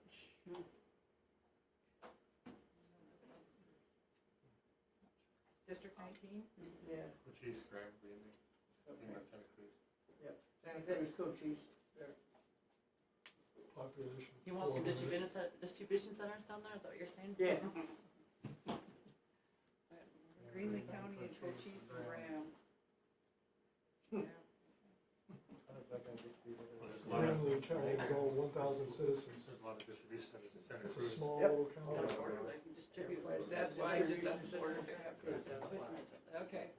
And then on a positive, again, our PSPRS unfunded. Yes, Oh, go ahead. Oh, our PSPRS unfunded liability has improved again. It has dropped to just under 1.5 million. So that's great. We're moving in the right direction there. That was our most recent actuarial report. And so this last year, or the current year, we budgeted $250,000 to pay towards that unfunded liability as well. That's already been paid. We pay that early on in the fiscal year. So that'll help reduce that as well. And as they continue to see positive interest rate returns, we're going to see our number continue to drop there. So we just want to keep maintaining that progress. So this next year we'll be asking for that again, whittling away at that so we can get down to nothing. And we've also seen our percentages, so the amount we pay for Tier 1 officers that are in PSPRS, we used to pay over 30%, over 32% of their wages would go to PSPRS, and now we're down to under 20, so that's been a huge shift. And great, as we're becoming more and more funded, we're at 89% funded right now, which is great. And And then Old Home Manor, just continued discussion and exploration of what will be happening there, of recreation, tourism, and economic development potential. And then the RV park development agreement, which will be coming to you all on a future agenda. All of that can impact things positively in our community. And with that, that's the. So we'll take a quick break. There are snacks if you need some. And when we come back, this was our we're going to get to the departmental presentations. Perfect timing for a break, people started getting squirrely. Yep. Shoot for now.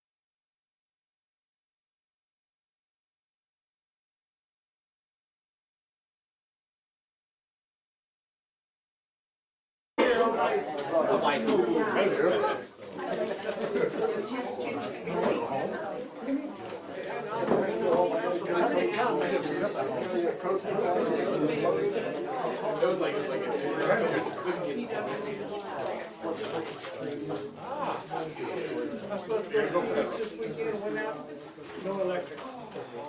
What happened to mine? I just spent $600 for a new power transmitter. I got a guy coming tomorrow morning. Who are you using? Dell, Ponderosa. I've been using this kid Trevor for $2.50 there. I've had good luck with Dell. So, yeah, so it is sitting, so we'll just pass it around.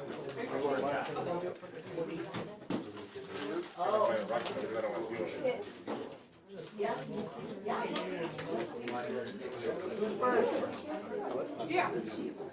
Alright, so department overviews.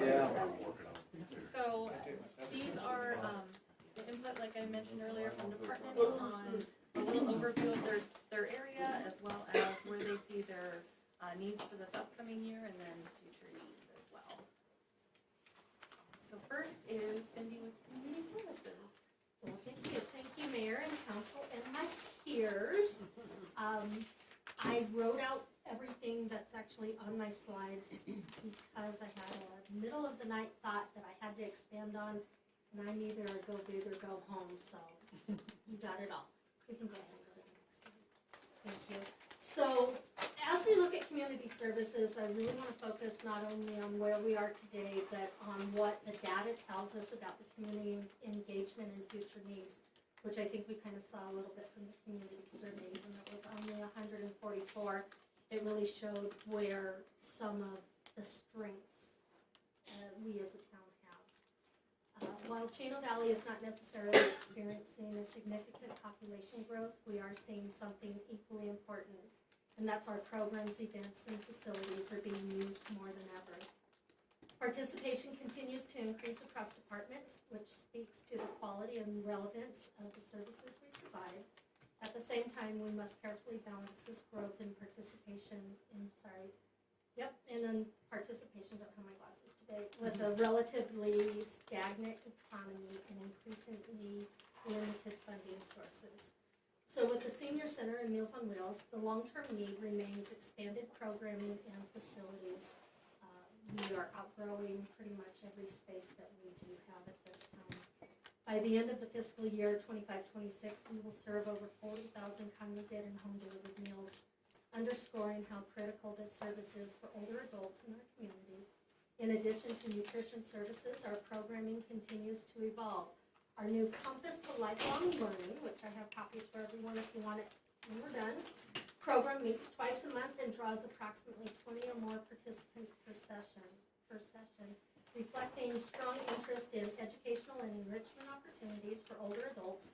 Budget pressures remain significant, particularly with rising food costs and declining federal funding, which means long-term sustainability will continue to depend on grants, tax credits, and strategic funding decisions. For aquatics, the focus is on facility upkeep and expanded use. Aquatics remains one of the most visible and heavily used services, serving approximately 17,000 visitors this past season. 17,000 visitors. Remember, we were open for 10 weeks. Along with more than 400 swim lesson participants. While the program tries to operate in a semi-sustainable model, rising operational costs, especially increases in minimum wage, continue to impact the budget. Maintaining safety, affordability, and quality programming will require thoughtful long-term planning. Recreation, the need centers on capital improvements to Community Center Park, Appaloosa Meadows, Center Street Park, and Old Home Manor. Katie, you can go ahead and do the next slide too. They kind of all blend together. Attendance at recreation events continues to climb with an estimated over 10,000 participants enjoying our recreation programs and events in this past year alone. As these spaces grow more popular, our budget strategy will remain focused on grants, community partnerships, and sponsorships to supplement town resources and reduce reliance on the general fund. Currently, our staff is working on a sponsorship program to go out to businesses and others to sponsor things like our food truck festival, our territorial days, et cetera, to try and alleviate some of that, the burden that we have. The library remains one of our strongest indicators of increased community engagement. In 2025, the library hosted 425 events with more than 9,500 attendees, showing continued growth over the previous year. We estimate more than 70,000 people came through the library's front doors, including residents using computers, Wi-Fi, printers, and the space is a safe, climate-controlled environment. The library issued 842 new library cards. Currently, the library has 4,508 active card holders. Circulation remains strong with over 105 items checked out or renewed from a physical collection of more than 57,000 items. So that doesn't include your digital items such as your books on your Nook, your Kindle, your computer, etc. Children's programming continues to be a standout success. The summer reading program enrolled 493 participants, which is an increase of about 100 from last year. Participants logged over 113,000 minutes of reading, with staff estimating total reading time likely exceeded 366,000 minutes when accounting for the unreturned logs. More than 1,500 take-home craft kits were distributed, and all of that was done in 7 weeks' time. And the library partnered with Chino Valley Unified School District, Head Start, and local schools through tours, story times, and library literacy events.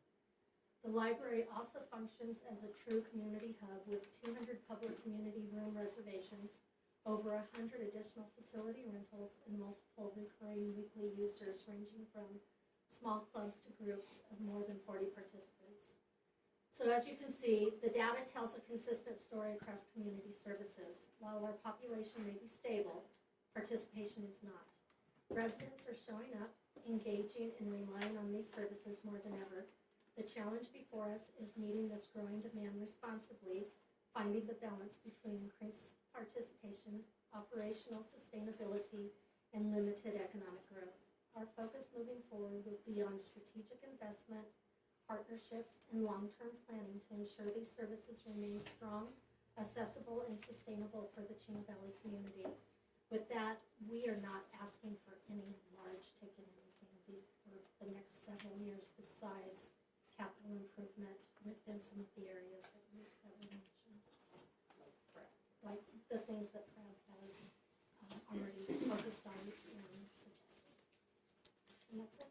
If anyone has any questions. But you're running out of space. We are running out of space, absolutely. Those of you that served both Thanksgiving and Christmas, you saw how much the senior center is running out of space. And those of you that served hot dogs at the events, know how many people are showing up for those events, right? We couldn't keep up. So here's my only question, so I was looking, tomorrow's fee schedule comes up for a vote. Did we go over the pool fees when was there any increase in pool fee? There was, There was? very Not slight. for the fee schedule that you're approving. That was on the last one. No, there isn't one. No. But Wasn't that just seemed really low. It is pretty low. It was structured that way for a few things. I mean, I know it needs to be affordability for the demographics we have, but it just really low. I mean, So, Those can't go to up give at you all? an example, Prescott Valley, and Katie, correct me if I'm wrong, they do not charge for pool entries. YMCA is about the same price as we are. But here's an interesting fact, so even though Prescott Valley does not charge entrance fees, and we do, we get a significant number of people from Prescott Valley to come to our facility. So I don't think that, I'm just wondering if those could be revisited in the future to see if we can. was it about a? Yeah, the pool's a big It was just expense right for the town. before This last fee schedule. Yeah, we but don't- there's It not was any actually- recreation for kids besides. No, I'm the not pool. saying we don't need it, I'm not Probably just suggesting, I'm I'd all suggested get rid of it, I know it's never gonna be running the black, but just try to get, we can't keep going. So in the next fee to the schedule, we can put some options out for council to consider. How's that? Not this one, but the one after. And Now we're Robert, doing this on an annual you basis. could volunteer to be a lifeguard at no salary. That'll say. That's probably one of the things that's hurting us the most. is Yeah, the well, minimum yearly wage just went minimum up. wage and- increase. Yeah, I know, but that's what I mean, we can't keep sliding. Agreed. Good point out there. Okay. Little, cities. Lose beat. His man. Next we'll go to development services, Lori and Will. Who's gonna take this? So that's our org chart, you guys know, what we do. This last year, you funded a GIS position, and the last 4 months, he's been very busy working with us on a current case that we have, developing maps and things. I know you're shocked. So we haven't had a chance to get him to, Public Works and PD, because that was our promise in the first year, was to get him shared with them, because they have some things that they need to have done. But that is, once we get through with this airfield, you guys, I promise, it's coming. Got your hands full, it's fine. So we're looking at, this next year,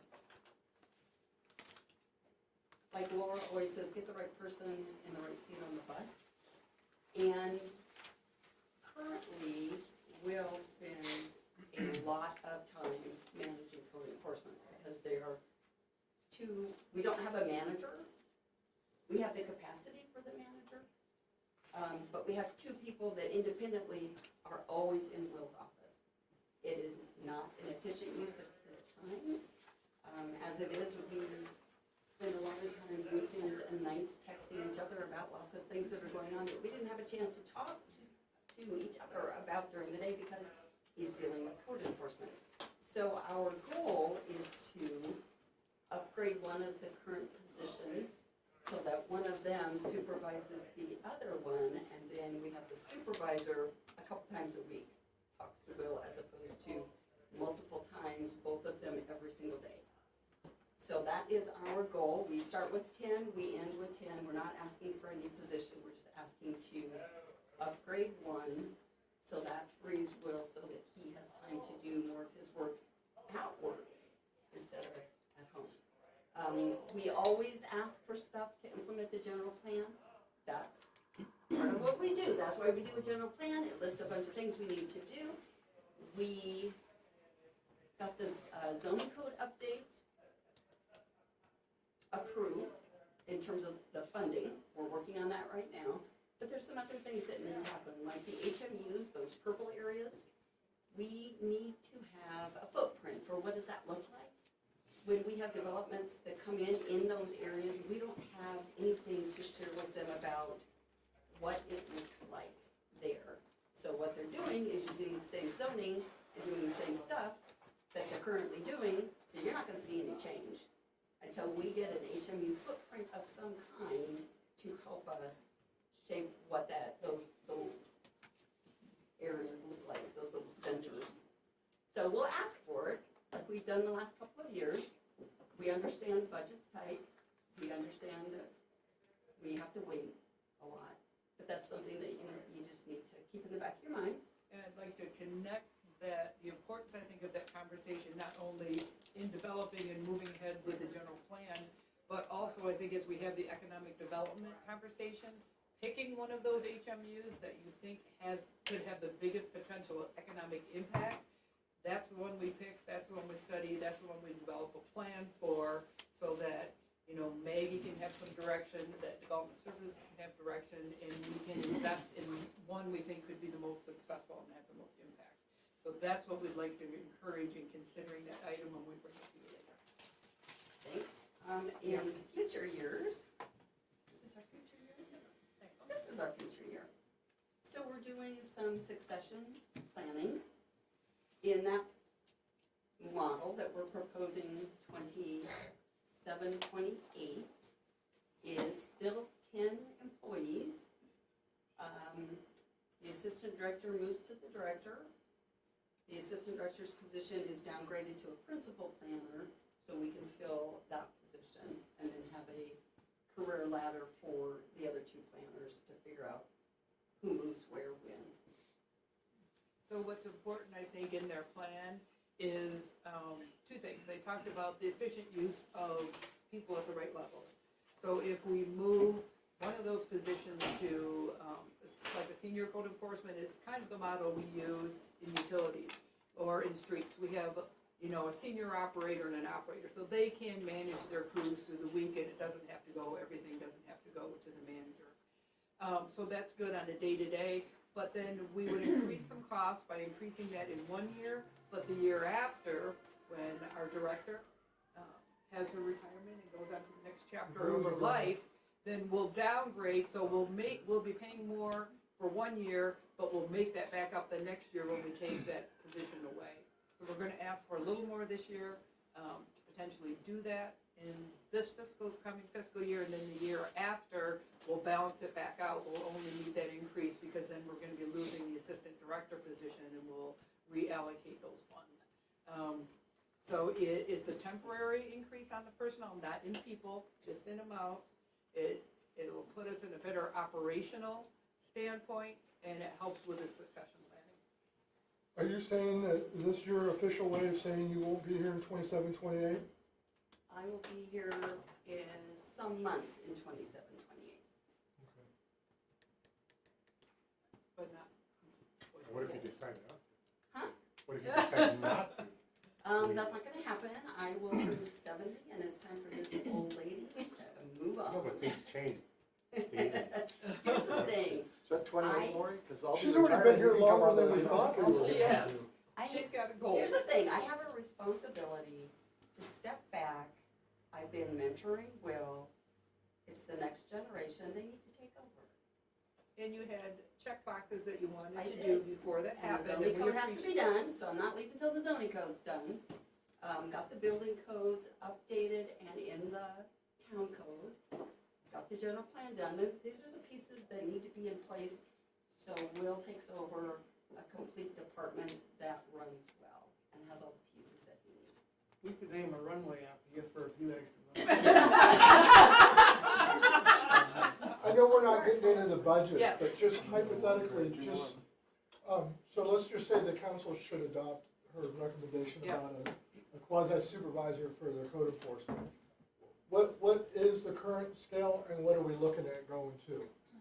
Yeah, what general impact do you think that would have? Well, typically, a supervisor is 2 steps above the person below them, so 2 to 3 steps. Okay. So if, I can tell you what code Well, enforcement. I mean, that's fine, it's Okay. just, it's 2 steps. That's typically it.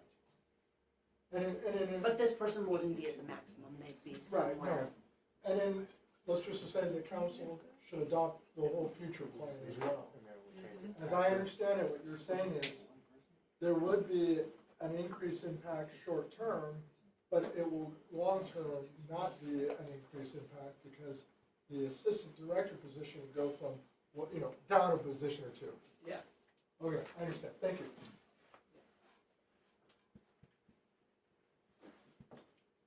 Any other comments before we move on? Okay. So, finance, as you all know, we oversee the annual budget, the plan for the year, and handle all the state reporting requirements with that, as well as our financial reporting, so our ACFR and PAFR, which is last year we had done the PAFR, so the popular annual financial report for the first time. It's the condensed version, and we had gotten the GFOA award for that. This year we've submitted that as well for fiscal year 24-25. Following our audit is when we can submit those, as well as our sales tax monitoring. So we look at that on a regular basis to make sure things are coming in where they should, and we do those additional contracts, as you all know, with the external TPT compliance help through Cindy Aldridge. We actually have tax audits being done now, which is something that we haven't done in our community for years, and that can help bring in revenues that are owed to the town that we just aren't able to collect or we don't know about. And then our grant administration and reporting, that's in conjunction with different departments. So in certain areas, they need certain reports from finance or other things, and we do the overall tracking for our audit purposes. And then purchasing reviews, so all of purchases that are made, we make sure that policies are followed and that staff know what those policies are, as well as coordinating the external audit, which is a requirement of the state. And then our bank reconciliations, like balancing your checkbook, AP, AR, payroll, and utility billing. So with that, I'm not requesting anything in my area for this upcoming year. We just recently redid the audit RFP, which came before you all for the 5-year term, and not requesting any staffing or anything like that for the next few years. Eventually, it's something that we'll have to look at, but it's not feasible right now because of our location, for one. Average-wise, when you look at where we're at staffing-wise compared to other finance areas for size, we're about 2 to 3 under where municipalities our size usually are. But I've got a very efficient team that runs really well together. So right now, we're good. Eventually, that might be something as the town continues to grow that we'll need to address. But as of right now, we're just continuing to operate, and that's it. On that, as you know, we talk about from time to time, obviously we've got awards. The auditors talked about it. We have been working, finance and the department have been working on being consistent and actually following our procurement code, following, state procurement law, doing all the things that we need to do, and, when we need to bid and get 3 bids certified, and it is what we need to do to be fiscally responsible, but it's time intensive. We get pushback sometimes because they know it takes more time to do those things, but we should have been doing them all along. But in doing that and being compliant and making sure we're being fiscally responsible, it takes more time to do those things. And it does put more burden on the finance team. They've done a lot of training, they did a lot of outreach, they did a lot of putting SOPs in place, and with lots of things between both HR, I would say, and how we manage those things. So it's a really good thing, but it does take more time to do things right as anywhere else, and so eventually that will catch up with us. Yeah, and one other positive is in December we did get the award back for our current budget year books. So we did get the GFOA award for Distinguished Budget Award, and we actually got 2 special recognitions this year, which is the first for the town. So we got a special recognition for our capital plan as well as our strategic goals and priorities. So that's the hard work of every area as far as getting those. So. Nice. All right, so HR, there's 7 primary areas of responsibility in HR, which are listed on the right-hand side that you've seen. But our overarching mission is to help build a positive work culture, make sure employees are treated fairly, ensure legal compliance, and act as the organization support and liaison between the employees and the town. The HR plays a critical role in driving business success by helping to shape organizational culture, attracting top talent, and ensuring employees are engaged and productive, which ultimately leads to low turnover, which means save dollars. Our focus is on the current council's strategic priority of effective government, which is the innovative and high-performing organization box that we saw. And that comes down to recruiting and retaining quality staff, and not just any staff. And that's why we're having all these successes in different departments, and you're seeing such quality work come out of departments, because we're really focusing on what we have to do to recruit and retain quality staff. So HR is not requesting anything at the moment either, but I wanted to go over our priorities this coming fiscal year, and that's to stabilize low turnover, performance management, and compensation and classification studies. We need to continue to maintain a low turnover, which is under 12 at the moment, which again equates to money saved. What's that mean under 12? What's that? What's that mean under 12? Our turnover rate, the number of employees that we have versus the people that leave, that's the percentage that's Oh, left. so 12%, Mhm, okay. I under thought you said 12%. 12. And if you keep your turnover low, it saves the money, the town money. And we've actually had a few employees leave through retirement. One was here, has been here for, what, Kurt has been here for 25 years. We have Joe, 26. Joe Grossi just left, and he left with 20 years. So that's part of the turnover rate too, so we have people leaving that are happy. But it gives us an opportunity. So stabilizing low turnover, this can be done, so like I said, we need to maintain that. And this can be done through retention programs that support our low turnover percentage through competitive compensation, valued benefits, and organizational structure that is based on trust, autonomy, and intrinsic motivation, which we have right now. Performance management, we need to continue to improve our performance management program, which will enhance communication, align town and individual goals, set clear expectations, track and measure progress, identify development needs, improve decision-making, and improve culture and drive organizational success, all in easy and comprehensive format. When it comes to compensation and classification studies, we do one every year informally without fail. And every typically 4 to 5 years we'll do a formal one. We do need to conduct, I've already started the informal study, but we need to conduct some type of compensation and classification study that will support the goal of attracting and retaining talent like we're doing right now in the local labor market that reflects real work competition here and today and is relevant to our region. So the future of HR, the future of public sector HR, it's expected to look quite different from today. And it will be driven by technology, workforce expectations, and evolving government priorities. In a conservative public sector organization like ours, we still need to evolve, but changes will likely be more incremental and compliance-driven with a strong emphasis on stability, risk management, and adherence to regulations. Areas that we're gonna pay attention to is workforce planning. The shift is moving from just solely managing people to designing a workforce. And a fine example of that is what Lori just went over. So that's workforce, designing the workforce.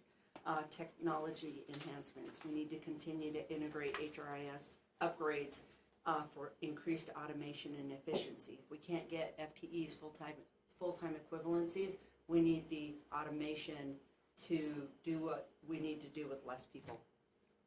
Flexible work models. This is going to be an inevitable demand by the future staff.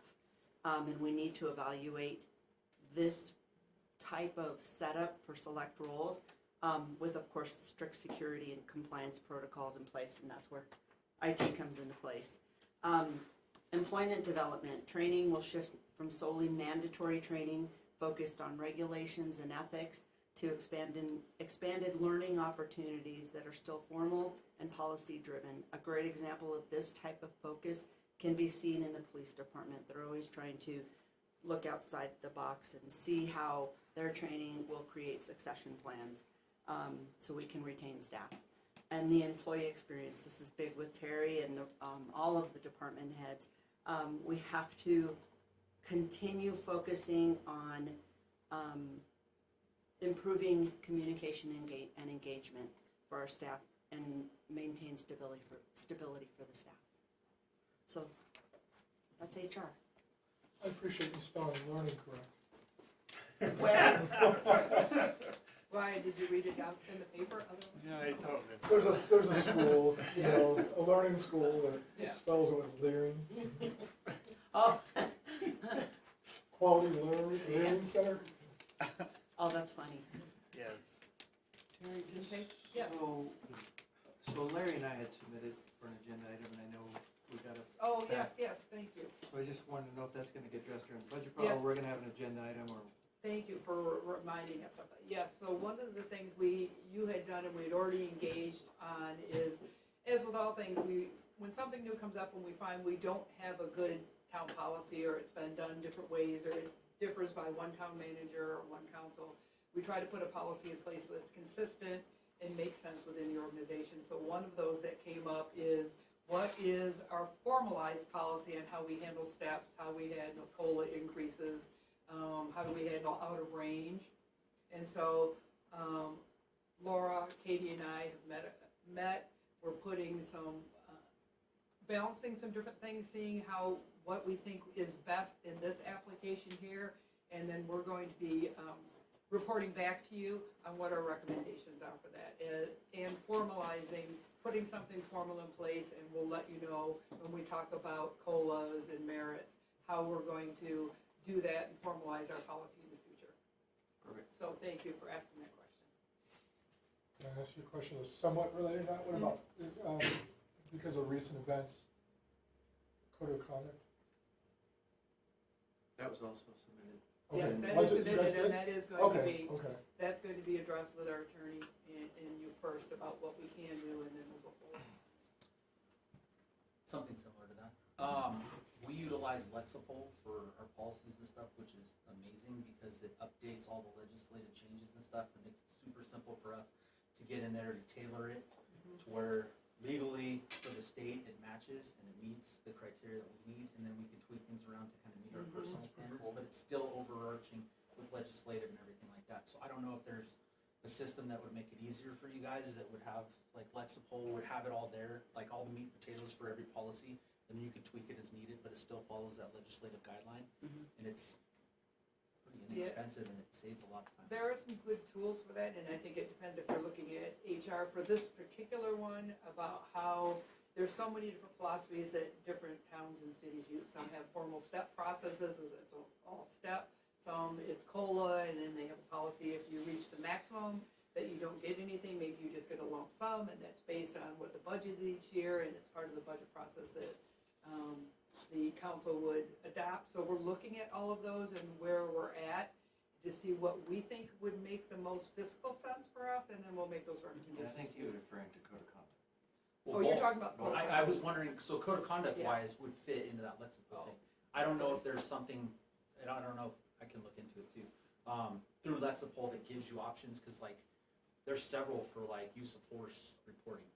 So you can pick what, it matches all the legislative changes and laws, but you as a town can select which one fits with your role, but it still mirrors. So And I- there is a legal distinction about the level of standard and ethical conduct that a police officer needs to have in a normal employee, because obviously, if you have somebody that, like, just simply like we've talked about before and we dealt with, if somebody is lying, then they're never gonna be able to go in court and be a witness.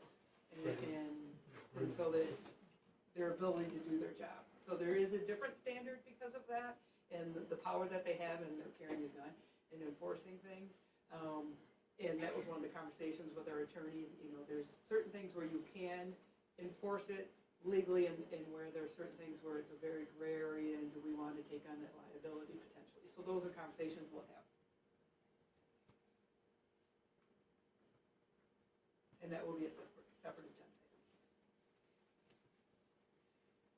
Well done, you, Spence.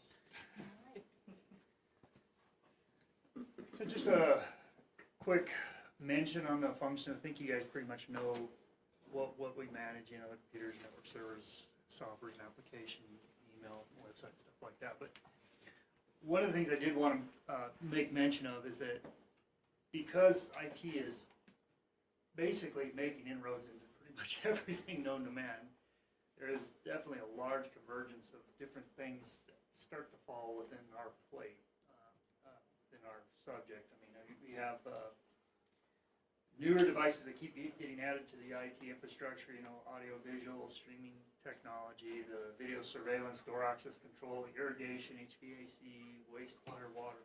So more and more things that we utilize around the town are falling within the IT scope of responsibility. And it puts a larger load on the infrastructure that we use and requires greater expansion into those areas. To accommodate that technology that we are deploying throughout the town. It's a wonderful thing because, we can definitely try to automate, try to reduce the staff requirements, but we definitely have to be able to accommodate that with the expansion of the infrastructure, the IT infrastructure. But that being said, I will say that that's not the area where we are going to be focusing so much this next year. So let's see. Let's go to the next one. Okay, so this next year we are going to be focusing heavily on our security posture. This is one of those things that I would say is, you know, we're not always excited about focusing on it, but it is definitely a need we have to focus on. Because, you know, it doesn't turn into these tangible things. You go, oh yeah, look at this, we're doing this for the town. Because people don't see it. It's usually an internal thing, and they're usually grumbling about the fact that they have to sign into that now, and they have to authenticate here and do all this stuff. But it's kind of one of those necessary evils that we do have to implement. And because it's just the cybercrime is just becoming exponentially harder and harder to deal with. And I think all of you guys know what has been going on, the news, you keep hearing it, so it's continuing to be a thing that we have to adapt ourselves to accommodate. And we see this with the rise of AI. And as soon as AI came out, they're already talking about the fact that cyber criminals using AI to start targeting attacks against you, which is very difficult to fight against because you got a robot doing this and it doesn't sleep, it just keeps going, you know. So we have to adapt, we have to add new technology within this arena to try to combat that. So it's AI against AI essentially in a lot of things. So that is going to be an area we're going to be focusing on is trying to implement security technologies that can help defend against these new attacks that keep coming out. And that's not only something that just in our mental state we're saying, yeah, we must do this. We are getting a lot of push from the auditing that we're getting from from the insurance, the Berkeley risk. We're getting a lot of that where they come through an audit and they'll say, you now have to have this. You now have to have this. And you have to check those boxes, otherwise they give you findings, and then you have to go back and go, okay, well, you know, we're fulfilling that need now by this or this. So these are imperative. And the security audit that we did with finance was another area. Okay, we need this, this, and this. We want to show, you know, you got to show proof that you have this and this and this. So these are areas that are really imperative that we really are going to have to put a lot of focus on to try to address that. So I will say that probably we're going to be putting more focus there and probably less towards the hardware side of things, which is probably a good thing because RAM costs are through the ceiling right now because of AI. But also, as they were talking about in HR, workflow automation, we're looking at trying to do some things maybe with the new SharePoint platform we have. Hopefully we can implement some workflow automation in hopes to reduce some of the staff load. And then on-premise server migrations are going to be necessary this year. Microsoft is retiring some of their servers, and a lot of our server platforms need to be moved forward, so we're going to have to focus on that this next year as well. It's going to be a bigger push. So just the last slide for future things. I think that we're going to continue to have to put a lot of focus on the security and compliance enhancements. I don't think that's going away, and I think that's going to be an area we got to continue to adapt. Secondly, I think implementation of AI is going to be one of those things that's just an expectation. So I don't think, you know, it's not like something you can go bury your head in the sand. AI, residents eventually are going to go, well, how come we can't do this? We want this.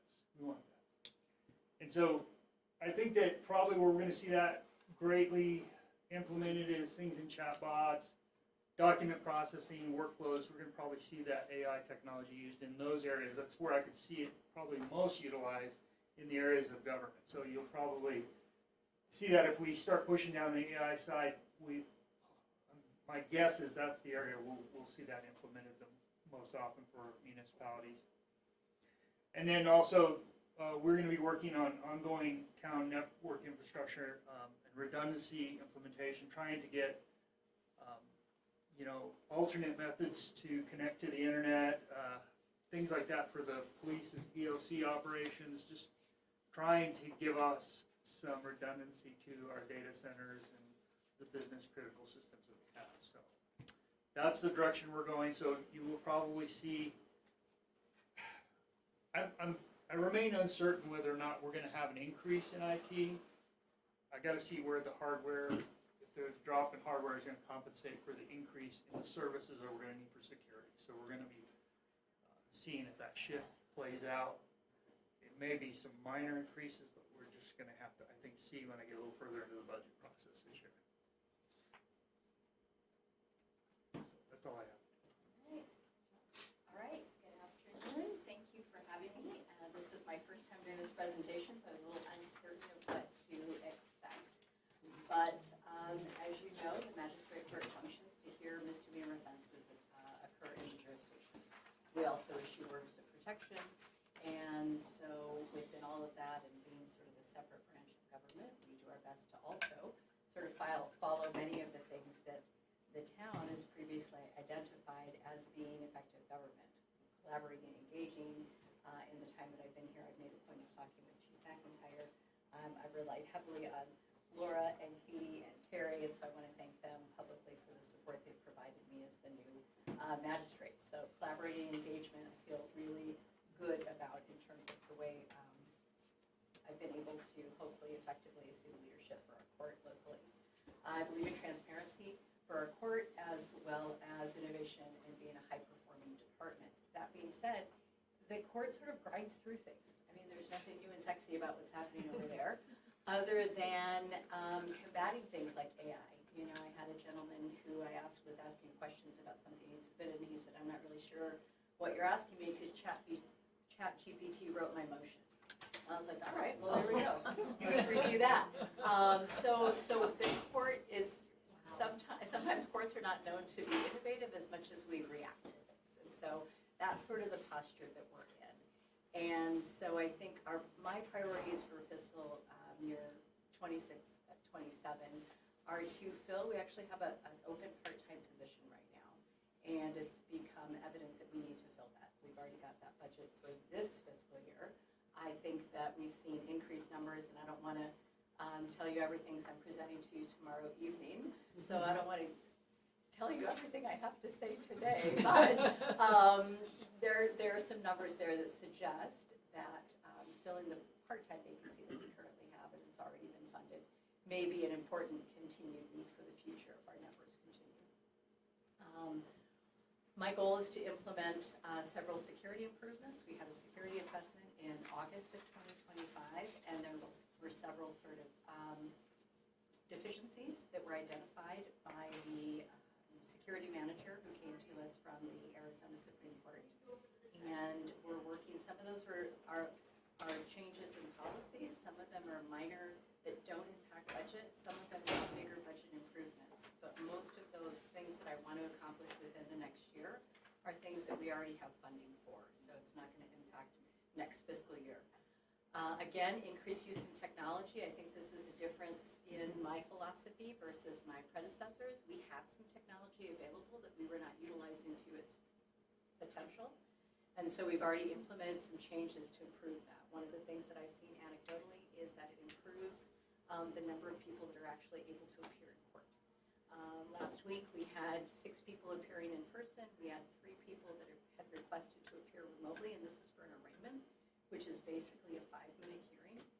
And one of them was from Peach Springs, another was in Mesa, and another was in southern Arizona. And all of them were able to appear, and probably wouldn't have appeared if that remote appearance was not available to them. And so that saves not only their travel time off from work. Ironically, 2 of the 3 were charged with driving on suspended license, so I don't want them driving to court anyway. And Just the rest of the Did you gentlemen. get it? and then job security, chief. And so again, I think it promotes that sort of like we want to be accessible, and our goal is to help you take care of business. So if you can be here, that's a good thing. So I think we can improve some technology there, but technology costs money. So one of the other things recently, the administrative office of courts has banned our ability to use USBs. So we can't have, and I haven't seen it happen very often here, but we couldn't have a law enforcement officer or a pro per litigant come in with evidence on a USB drive and plug plug it into a court computer. So we're trying to figure out if that means having a separate sandbox computer that's isolated that people can plug into, or if we can do a SharePoint where people are uploading. Superior Court is currently using digital evidence. I know from talking with Donna McQuality, the county clerk, that it's expensive, surprise, surprise, to have digital evidence. So it kind of moves from one thing to the other. And what we have now is the ban that's implemented. No one's implementing us or forcing us to do anything else, but I think it's on the horizon. So it's kind of something we're keeping an eye on. One of the things when I assumed this position, there were 2 lawyers who were accepting court-appointed work for indigent defendants. And one of those gentlemen had a pretty terrible personal accident and had to close his practice, at least temporarily. Word is he's improving and maybe coming back. But I reached out to several people to say, what's our contract look like with our defense attorneys? And come to find out there is no contract with those defense attorneys. So what I would like to do is formalize the relationship that we have with court-appointed counsel. I think there's a need to explore how much those lawyers are being compensated for the work that they're providing. I sort of informally had my court administrator reach out to other communities in the county, and I think we're on the low end of what we pay those lawyers. And I think it's important to have quality attorneys appearing in court, and to do that we need to make it worth their while to continue to come out here. Thankfully, I was able to replace the one lawyer who's no longer able to come with a second. He's doing a fine job, off to a good start. And a third person has actually expressed interest in accepting court-appointed work out here too. So I think as long as we have some quality lawyers willing to work in the community, I would like to have them. And that piece is also on my future outlook. Currently, Chief Justice Timmer of the Arizona Supreme Court has put together a task force that is looking at how Arizona manages court-appointed counsel. Like, when do people actually get court-appointed lawyers? And my standard spiel is that if you always have the right to an attorney. Constitutionally, you have the right to attorney of your choice. If you can't afford to hire an attorney, one may be appointed to represent you if you qualify financially and are incarcerated, or qualify financially and are facing jail time as a consequence of a conviction. What's interesting is the way that Arizona has managed this over decades and decades, in the 30 years that I've been practicing law, is that court-appointed counsel triggers when the prosecutor says, oh, by the way, we really, really want to ask for jail time. Because statutorily, any misdemeanor has the possibility as jail time as a maximum, and therefore with that loss of civil liberty could and should qualify for court-appointed counsel. So I'm not quite sure where this task force is going to go. I've been interviewed by people from the company that have been retained by the state Supreme Court to interview us about what our courts are doing and what that practice looks like. But we'll see what's on the horizon for that. But there could be an increased need for court-appointed counsel at municipal court level for misdemeanors based on what I'm seeing, based on the kinds of questions they're asking. So I think if there's community growth, that's probably going to impact if there's more law enforcement and presence on things like speeding and code enforcement, that ends up in the courts. So our numbers may go up based upon community growth and increases in enforcement. And again, I feel like we're always going to be responding to security. The bad guys get better and better, whether it's how to get into the building or how to get into your server. So I feel like we're always going to be sort of evolving in that regard, making sure that we are technologically relevant and accessible. And that's one of the things that I think in some ways smartphones have been actually better, because the number of people that can send us an email with a copy of their insurance card, that's great. People putting things on a flash drive, that was technologically inaccessible. So I feel like in some ways our technology is moving us forward. And so we're creating a more accessible process. And yeah, that's it. So any questions? Appreciate it. And you'll hear from me more too. Well, the PD. that's just a huge list of things that we do. You're all pretty much aware of what we do, but protect life and property, constitutional rights, enforce state and local laws, respond to emergencies, non-emergency calls for service, patrol neighborhoods, businesses, and roadways, investigate crimes, conduct traffic enforcement and crash investigations, promote roadway safety, DUI enforcement, collect and manage physical and digital evidence, support prosecutions through thorough investigations, engage in community policing and crime prevention programs, work with schools, residents, and partnering agencies, provide records, administrative, and civilian support services, provide rapid response during critical incidents such as active threats and large-scale emergencies, patrolling neighborhoods, businesses, and schools to deter criminal activity through proactive presence and enforcement, maintain state-mandated certification and continuous professional training, ensure compliance with changing laws and best practices which reduce municipal liability through policy training and documentation, and build trust through proactive community engagement. You can go to the next slide. That's it? I had Forgot about, the door. yeah, Don't they said stop 3 talking. slides, so I had to cut it down to 1. So I had 37, so. You know, we do a lot of things that are, the public knows about, but a lot of stuff behind the scenes too. Just currently our men and women that we have working now are doing an excellent job. We have a good group of folks. You know, I've said before, we've changed our tactics with hiring. We're being more stringent with the people that we hire. I would rather be down a couple bodies than hire somebody that's not going to be, you know, an efficient or effective use of manpower hours or beneficial for our community. So some of the short-term priorities that we have for this next year, professional standards and achieve elite accreditation. So we want to enhance our training. That reduces liability to the town, obviously, through elite accreditation that we're in the process of gaining. That brings transparency and a lot of good things as far as making sure that our standards are upheld through the state, and that we're more relevant in certain aspects. Increased focus on proactive and community-oriented policing, which we constantly try to find ways to communicate better with our public, to be out there in the public, to bridge that gap between law enforcement and the community, especially nowadays since things have gone awry. We need to kind of step up our game with keeping our support and showing the citizens that we're there for them and maintaining their support and that good relationship that we do have with them. Invest in officer wellness, advanced training and leadership development, maintaining and expanding traffic safety enforcement and collaboration, and replace old and antiquated equipment and increase operational capabilities through new tools, technology, and gear. I can tell you, we continually, and I've said this to you guys before, we continually look at what we have and what we can do to make ourselves more efficient and effective. A lot of our tools, like that we've replaced most recently, the evidence tracking systems that we did have before, they're totally old. They weren't supported anymore. We were a hiccup away from having a complete loss of evidence tracking. That guy was gone, man. Spencer was like, do something now, and I'm like, we still got 3 months. We can save money.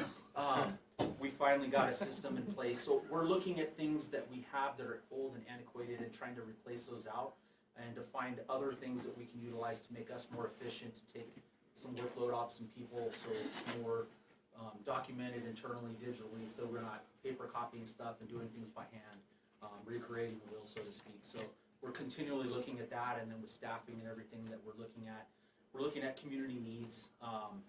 Again, it's not just a want, it's a necessity. If we need, you know, for instance, if somebody says traffic enforcement, you guys need to do more traffic enforcement. Our folks are doing a pretty good job. You guys see the monthly statistics that come up, how much we are doing, but yet we still get those complaints for speeders and all that kind of stuff. So we look at what's needed based on public, but we're also looking 5 years ahead. Because I'm a big advocate for what's 5 years from now. I don't want to be playing catch up in the long run. If we're going to be hiring people 5 years from now, why not hire a couple here and there in between, so that we're not fighting for other agencies for quality candidates that are, you know, we should be getting before they do. With that being said, being fiscally responsible, we are, you know, moving towards the future as far as accreditation and compliance, sustaining A-LEAP accreditation to reduce the risk of and limit liability and uphold professional standards. Strategic and predictive planning, like I said, leveraging data, research and anticipating population growth, crime trends, and community service needs. Future-focused staffing, planning smart growth for sworn and non-sworn personnel to maintain service levels, reduce overtime, and prevent burnout. I can tell you that that's that's a huge focus of ours right now, is that future focused staffing. With command staff and I basically busting out the books and figuring out who's tasked with what. We have people like an admin lieutenant that's also an accreditation manager, which is another full-time position in and of itself for professional standards and accreditation. But yet he's doing everything, his job and this. We got records folks that are doing multiple different things that would necessarily fall under a couple different employees, not just one. And what's that? Other duties as assigned. Exactly. And we hammer on that other duties as assigned stuff. So, you know, hey, you got these 30 things, but there's another 30 things you need to do. And everybody's doing a great job. So don't get me wrong, they're burning the candle at both ends. We're getting it done. If it needs to get done, somebody's stepping up and getting it done. It's usually like either a paper, rock, scissors, or who's not doing anything today. That's your job. So we're making it work, but looking to the future, is that efficient use of time? Is that effective? Are we burning out our employees, or should we spread the wealth? So we're looking into that. Training and leadership development has been huge over the last year with our training budget. We focused on getting caught up, so to speak. We were far behind in training, especially with high liability items. Driving track, we didn't have an instructor for a couple of years. We now have an instructor in-house now, so we're going to start in this calendar year, start pushing people through driving track stuff. Huge liability for the town if we don't. Use of force, high-risk vehicle stops, things like that. Investigative tools, investigation, interrogation, criminal liability and law, investigations. Those things we've kind of focused on this year, and we're going to continue that. And again, that adds to retention because people want to be trained. It adds to more trust in our public because we're out there doing the right things and we're not standing there looking like we don't know what we're doing. You know, and equipment and technology modernization, upgrading outdated equipment. Like I said, with the evidence, we're looking at everything. Evidence was way behind. Looking at the equipments that we have in our vehicles, upgrading our IT capabilities. Spencer loves us because every time he has a moment of breathing, we pull something else and go, hey, we need to look into this. Well, And it all ends up that in Peregrine IT. system you guys looked at was amazing. Yes. So I will have to say. Yeah. Looking at different systems, we pull Spencer in, we pull all the stakeholders in and say, hey, is this something that would benefit us? Is this something that would help us in our jobs? And then we try to go after that. Again, being fiscally responsible, do we really need that at this point in time, or can we wait another year? But again, kicking the can down the road is just going to get us farther and farther behind. And leadership and organizational resilience, optimizing structure and workload distribution to ensure operational continuity, reduce burnout, and strengthen long-term sustainability. So, kind of the future outlook of what we're dealing with. I am just curious, how are you dealing with lateral transfers to you? It's hard right now. Is it really? Yeah, once Laura starts doing her thing, she'll notice that we're far behind on starting pay. Within the county, I think we're 5 down the rung. As far as top, you know, we're number 5. So there's 4 other police departments that are gaining traction in lateral stuff just because of starting pay. But again, we focused on, you know, training, culture, things like that we can utilize to kind of entice people.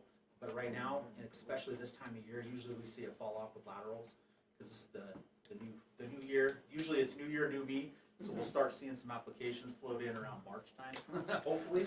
But it's hard. Like I said, during the fiscal year when it starts in, you know, July 1, the departments that got cool stuff go, hey, look, we just got a 2% raise, and everybody goes, oh my God, we're so happy.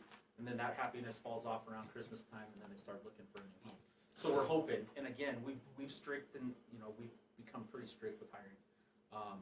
Right now we have 31, so we have 35 positions. We have 31 that are good to go, out on the field working. Are your 2 are in the emotions- academy. Are all your emotions on The off? 3 emotions are off. They're driving on their own? They're on their own. They're doing a great job.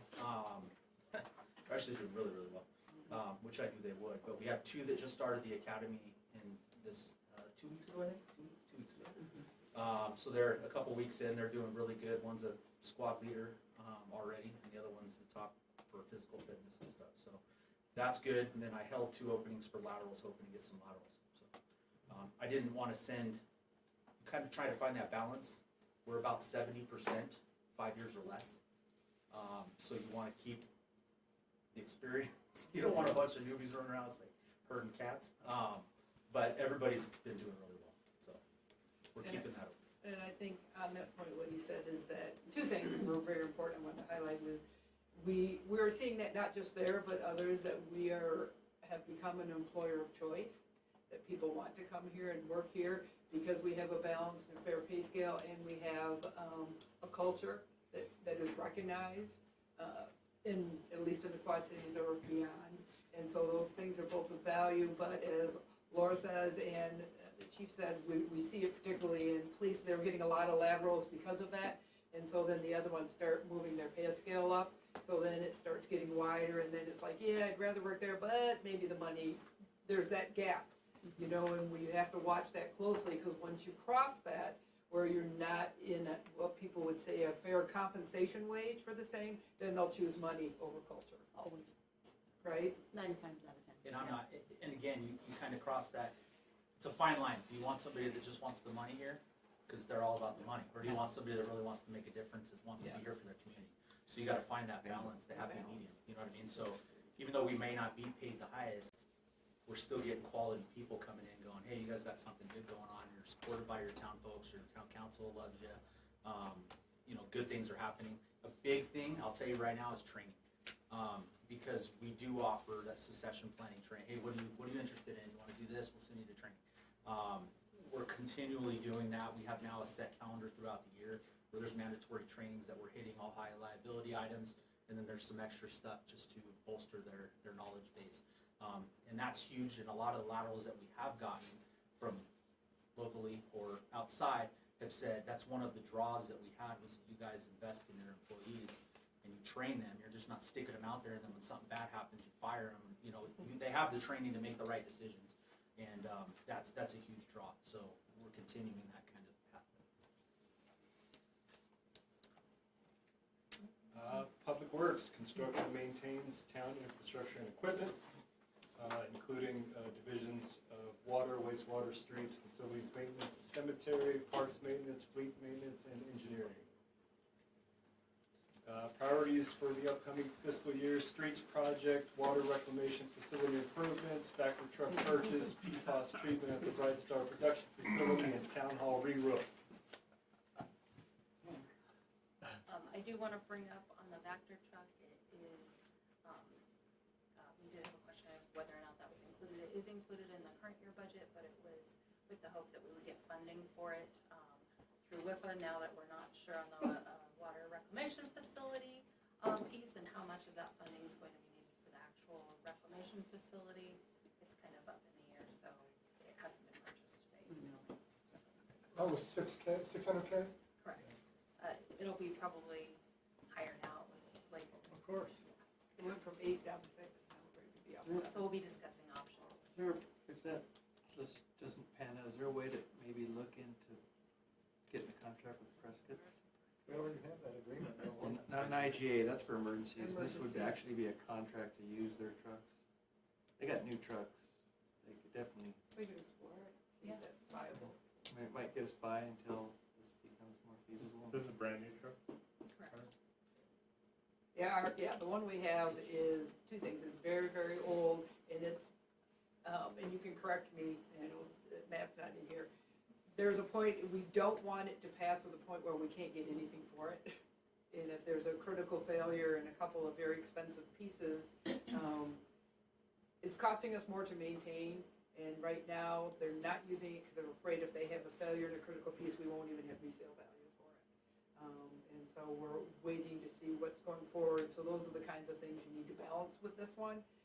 One of the concerns, one of the things we need to do that this product lets us do is we don't have a flushing program, we don't have a sewer inspection and cleanup program, which you should have on a routine basis, and we can't use that without a piece of equipment. So whether that we can do that contract, but at some point, again, that's a kick the can thing, we're going to need to replace this equipment. We've kicked it for the But last maybe, 4 years. but maybe temporarily that could get us That could. good service without the expense. The one we have is paid off, Mm-hmm. and It was paid off. It in catches on 1987. fire. Paid off. It was paid off by the other people there, take that Yeah, truck what- from us. It's pretty cool when they push it out of the fleet yard. made in the late 90s. It's a, That's not bad. Yeah, so it is, yeah, like, was it 1990s, and there was something that did go wrong, and so we could put some money into it, which would be pretty substantial, but if we don't want to pay that if we're going to get something new, and if we put that money in and then the critical piece goes down, and I can't remember what it was, now that investment's gone and we can't resell it. So it's really in a precarious place. We've been trying to get as much out of it as long as we can, and Matt, our facilities manager, who I, trust his judgment, completely is concerned that if we push it now, we're gonna lose any resale value on it. So they're not using it at the moment. I do know that my first budget meeting that was brought up. Yeah. So We've this been is number kicking- 5, so it's been well over 4 years that they've been asking for this truck. To beat a dead horse, GSA has them on their contract Yes. at a pretty good savings over what we have to pay if we have to buy it outright. It's just paperwork for GSA that's a pain in the butt. No, Mhm. from an auction. No, government, it's good, government's, you can buy it. It's a cooperative purchasing, Emergency Services a federal So you buy cooperative things that- purchasing tool. Same We price. put it in the Territorial Days parades as a dinosaur. All right, future outlook, more streets projects, water production / storage capacity, sports lighting, and facilities building design.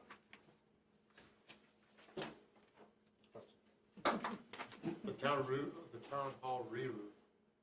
This building, Yeah, correct? this building, what's that gonna cost? Probably 50 plus. What's wrong with Let's it? file an insurance claim. It's old. Yeah, it's old. This building isn't that, how many square feet is this? It's got a lot of. 5,000 square foot of it. Go ahead, and then I'll go ahead. If I may interject, I said the same thing last year on what was wrong with it. And we actually, through the town manager meetings, we postponed that at least a year. And a few months ago, the leaks started in Brittany's office where you actually hear them hitting the light fixtures. I didn't even notice. Which Is the it team got asphalt? out there and stuff Yeah. and Or took do care metal. of it. So but- maybe metal would be the way to go? I was gonna say. And one of the Okay, things level. with that is, again, our comprehensive program, so we've tried to have where we have a building, like we have parking lot maintenance, we have roofing, so that we're going methodically through our town buildings and trying to hit one a year with a certain amount of money, so if we can do 50,000 every year, then we can go back through and maintain it instead of doing 200,000, and then not doing anything and having failures. So we've been budgeting it as a line item and picking which roofs we're doing every year. We did kick this one off because it was supposed to be, but we need to not kick this can. So again. it was, we do have 30,000 budgeted annually for that roofing maintenance. So it would be an additional piece to that that we To get us typically there. There's consider. 30,000 budgeted annually, Correct. every year for the, or For just for the roofing. building? For roofing in some general, Oh, townwide. for the, Yeah, so Townwide. it's Currently, we're different doing animal projects. control and the facilities maintenance shop. But this year, that 30,000 that we have in that line item won't be enough. And the Biggest goal problem is, going down the line is all these buildings are getting to be too small for what we're doing. So That's another. instead of re-roofs, you may be looking at new roofs on bigger buildings. Only money. And even though that was a small part of what Laura said, if there are certain places where you can use remote, I know that was one of the things that our finance department in Avondale, was having, really trying to figure out what to do, and they were able to find those positions that could function just as well remotely and be monitored because you're doing financial transactions. And so it put off expansion. So sometimes if you can figure out where that works and how it works, if it does for value, it can also mean less footprint in housing people on staff. So you have to balance those things.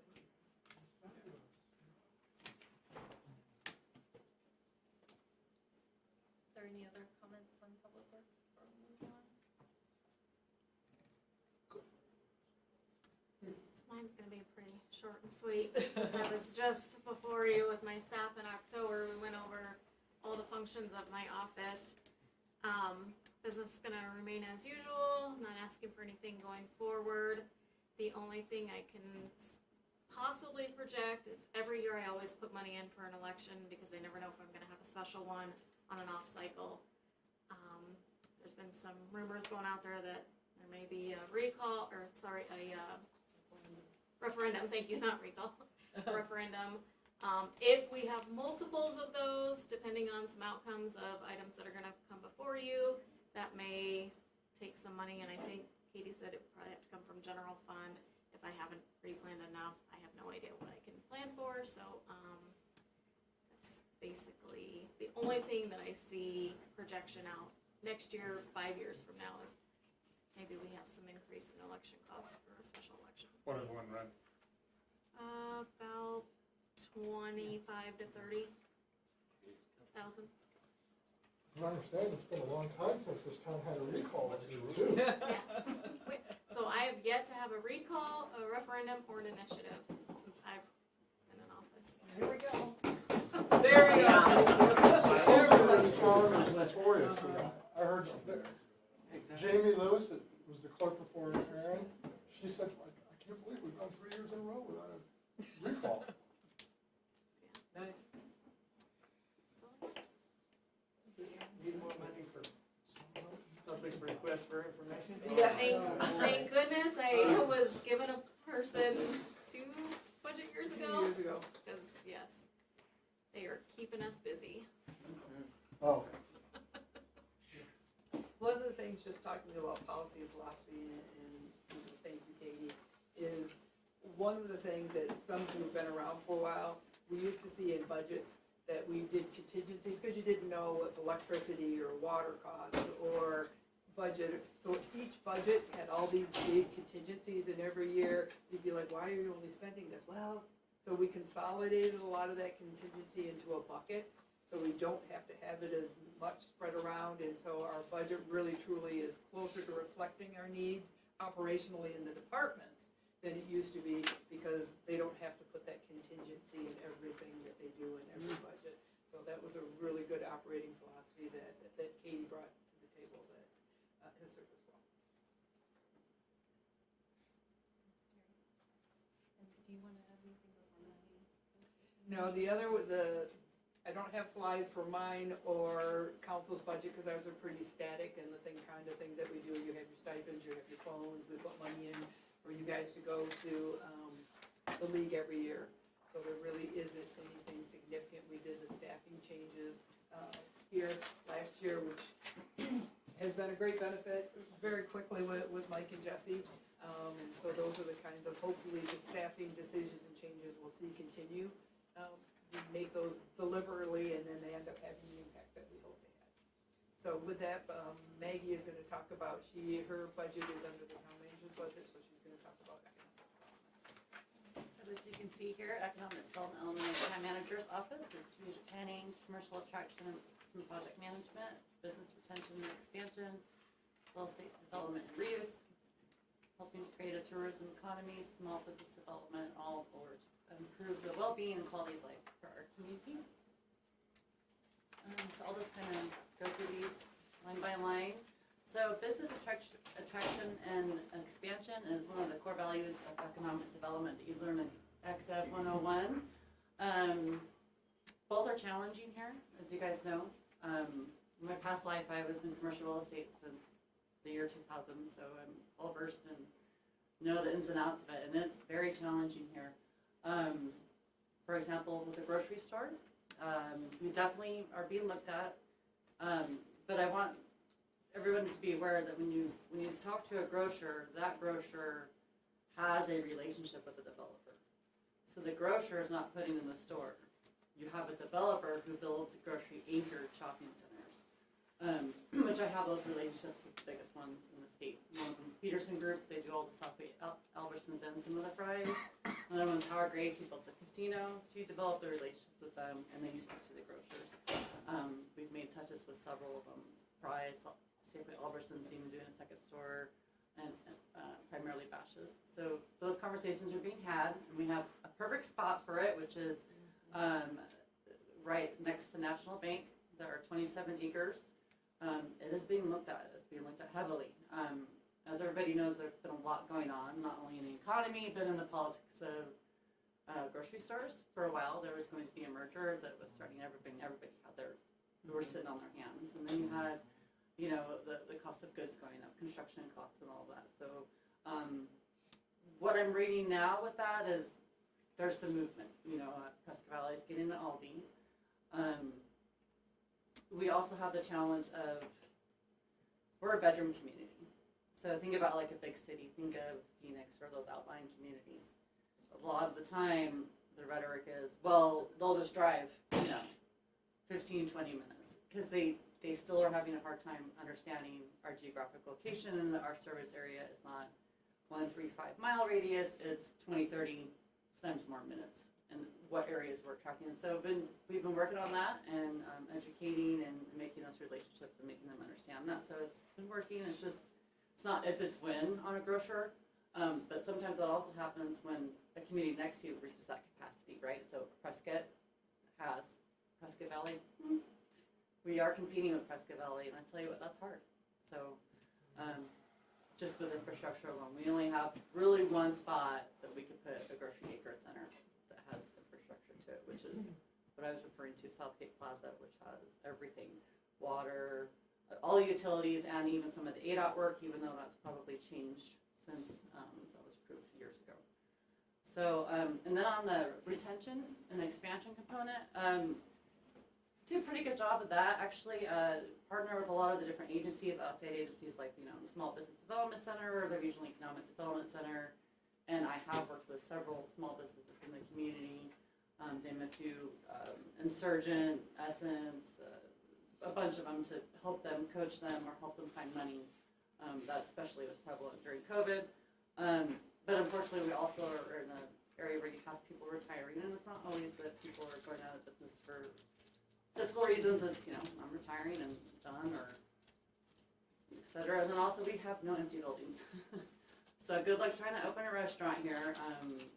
Before I came on, a couple of the restaurant spaces that were available, now one's a storage center. So it's challenging when you don't have any shelf spaces for these people to go to.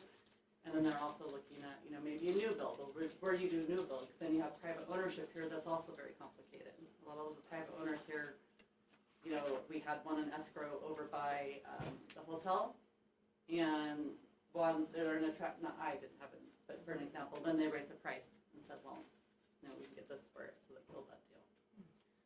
Not only that, as you guys know, ADOT and the highway. That is something I'm going to be really working on this year and figuring out solutions, because we are, as development services knows, it's going to be a challenge. We've lost at least one for sure that I know of, restaurant that was going to go in actually next door. Trying to get off of it, trying to get to go east or And west. so that's, and so once we have our conversation on an economic development initiatives, we'll the deep dive into all of that. So that kind of covers that. And then hotels. Before COVID hit, I was talking to Choice Hotels and a couple other that actually came out and did site selection. We are definitely ready for more hotels. And again, where the Southgate Plaza is, that's kind of where that's being identified, because it's one of the only places in the area that we could do something like that. And then retail, again, we don't have any empty spaces. So it's challenging, except for one. It's kind of a little bit of a rundown, probably Class C building.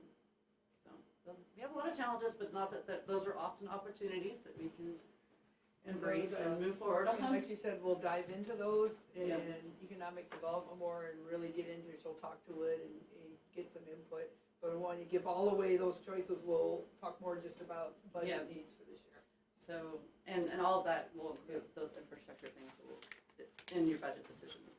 And then of course tourism is something we've been pushing on for the past about 4 years now. It's been getting some pretty good traction. And the rest of this is just networking with developers and decision makers, having those conversations, making those relationships, and then site selection and real estate development. And then intergovernmental relations is kind of new for me. This is my second year. It's going to be a crazy year, so put on your seatbelt. We all reached out to Olson's as far as expanding what they're doing and maybe moving that to Old Home Manor. I have not personally reached out to them. I've heard that was something they were thinking about. There's interest on their side. So, okay. That might be something that would be, if we could make that very attractive for them to do, that could be twice or 3 times as big as it is now. I don't want to get off agenda, because I know our Sergeant Marms will get us there. So keep those things when we have the economic development I'll let you discussion. know. Thank you. I have a question, I didn't hear anything about funding needs or additional funding needs. Oh, the only additional funding that we are gonna be asking for this year is actually cross departments. She was referring to data-driven decision-making. That also is with, when I'm talking to retailers or grocers or trying to business recruit, it's having some of that information. So some sort of database for that we can use, so we're gonna be asking for that. And then I know Parks and Recreation wants to be able to monitor, how many people did we have come today to this event?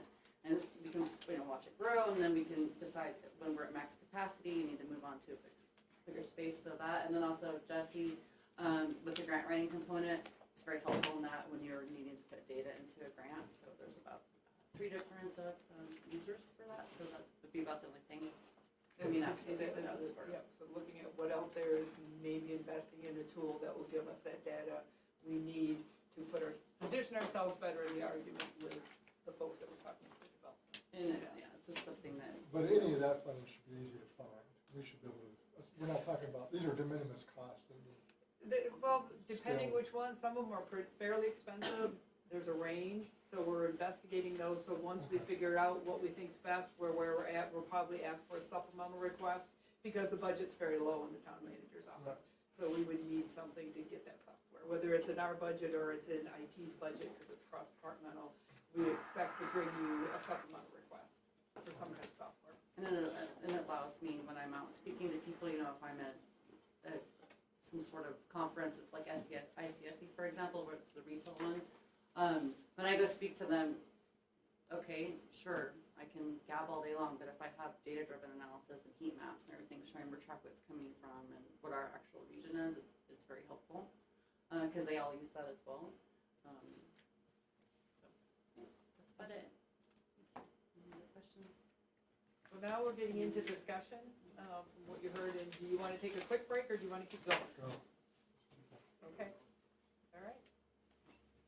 So this, Tough.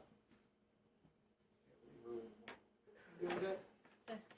This section is for you all to share with us what your priorities are. We do have some discussion starting points, or you can just start by going down the line and what you think. A couple of ideas, I'll just read them off so you can think about this. What your vision is for the town in the upcoming budget year. What positive impact you'd like to have on the residents' lives in the next budget year. If there's any quality of life priorities for programming or services. Should continued investment for recreation expansion proceed, so like the community center park improvements, pickleball.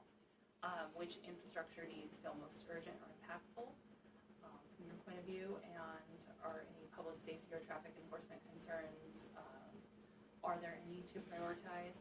And then on economic development and fiscal health side, should the town establish a budget line item for economic development initiatives, or preliminary start looking at that, support long-term fiscal sustainability? Are there types of economic development projects or efforts you'd like to see prioritized? Where should staff place greater emphasis during the budget process, and where should we proceed carefully? Stop, start, continue. Thoughts there, as well as what trade-offs are you willing or unwilling to make this year? And then back to what Terry had mentioned before on belt tightening versus kicking the can. At what point do we need to address those deferred items? So anyway, it's just an open discussion for you all, however you all like to proceed with your thoughts in general. Do you want to go open, or would you like to kind of go down the road? We'd like to hear from everybody. Mayor, do you have a preference? Until we actually start seeing dollar figures, it's kind of hard to jump in on some of this stuff. The potential growth in the town, I mean, the census folks called me and they said, you're gonna have 19,000 people in 5 years. And I went, Lord, I hope not.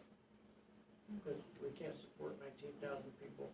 I don't care, you bring in every business known to man, I'm still not sure we can do it. I don't think we have housing. Infrastructure and housing is just crazy. Until we have actual dollar figures that we can adjust and see what can go, and I think I'd wait on that before any jumping into big decisions. I just have a question. I hate to bring the airfield up, but if on phase 2, they do the centering like they did in Florida that they were talking about,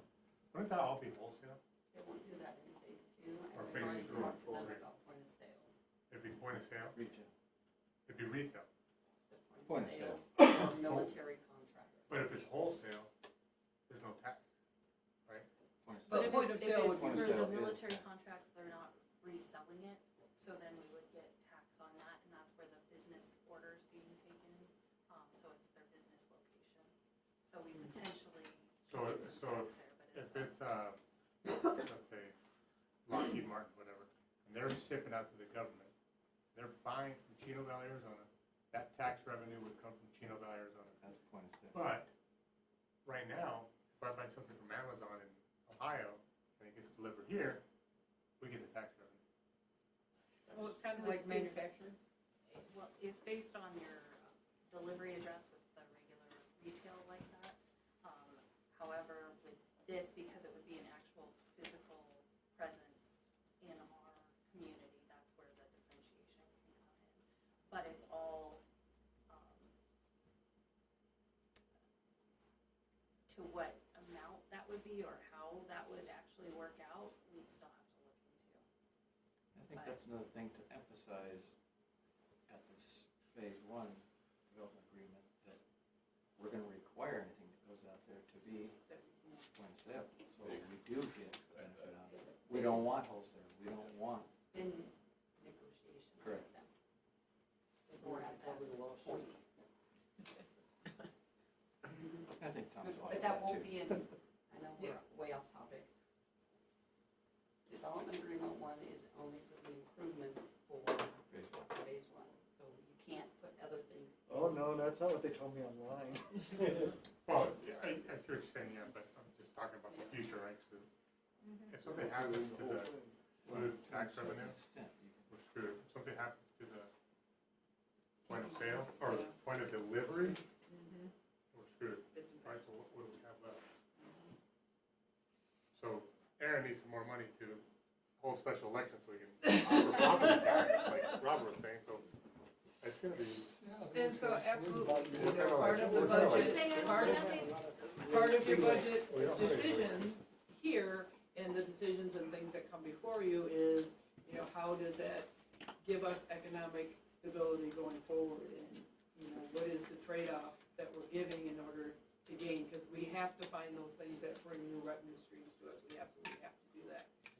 But how that is and where that is are the decisions that you folks have to make. Because if we do have a grocery store come in and the sales tax do stay for a while, how long for a grocery store to come in, realistically, if they said yes tomorrow? 3 years? How long 4 for them years? from? Like I'm if For me they, to be up and operational. Southgate, they said, let's go, let's sign right now, before they're up and Couple years. operational. I'd say 18, 9, anywhere. 2, from 3 years? Yeah, Yeah. 24, 36 months? So you're talking So 5 years. we're losing, I mean, we're already in the back end negative again. Behind the curve. So we're kind of losing all the way around. We don't figure this out If you're not right getting any help out of now. ADOT or Yes. anybody else either. Yes. Absolutely. But I think Robert's onto something is, I mean, we do need a property tax, I hate to say it. I don't think Tax they're is ever a- gonna get it by the voters. But we can at least explore what it might bring and what it would cost, so you can. Right, we need that because if discussion. that law goes through, or HB, what is it? The food tax? Yeah, food tax, Yeah. that goes through, I mean, at least we have something on the back burner to get their, What's the to get a vote loss? for a special election, right? What's the loss on food tax? It was, when we looked at it last time, it was about, at 1.7 million. 16.1%. We were on one of the higher ends. And last year, basically, the agreement was, if you have one, it stays the same, can't go above 2, I think it was 2%. And then if you wanted to make a change down the road, you'd have to take it to vote. Yeah, in your that was the community. old one that Yes. failed, but this No, one. it didn't fail. That gets voted on this year. So what he's doing this year, BSUG's bringing back another amended version after it's already been agreed upon by all the mayors in the state of Arizona, for whatever reason that his politics drive him to do so. So, by saying that basically anything that qualifies for SNAP benefits should not be taxed. Well, SNAP benefits, SNAP according to benefits federal law, almost you don't everything. get taxed. You Cannot don't, be taxed. the people that are already getting the benefit already get it, so Yes. that would include everybody else, so it's Yes. basically no So food tax. I don't, I mean, Exactly. there's no crystal ball to say whether or not that'll be on the ballot, A because he little over said, $1 million off the budget probably. And everybody So thought, as she Cindy's, said, that all her they budget's resolved it last right year, back. they agreed to this, and we thought it was Yeah. done, and now. And he's pushing hard, so I don't see it really going away. No, it's not gonna go away this time. well, I mean, it's in a bill form and the ATR again. So, but the more awareness and the more people realize what it really is. You know, I explained it the other day, I said, so basically I go to the grocery store, I use my SNAP benefits and I get a ton of groceries. I'm in my car and I'm driving home and hit a pothole and pop my tire.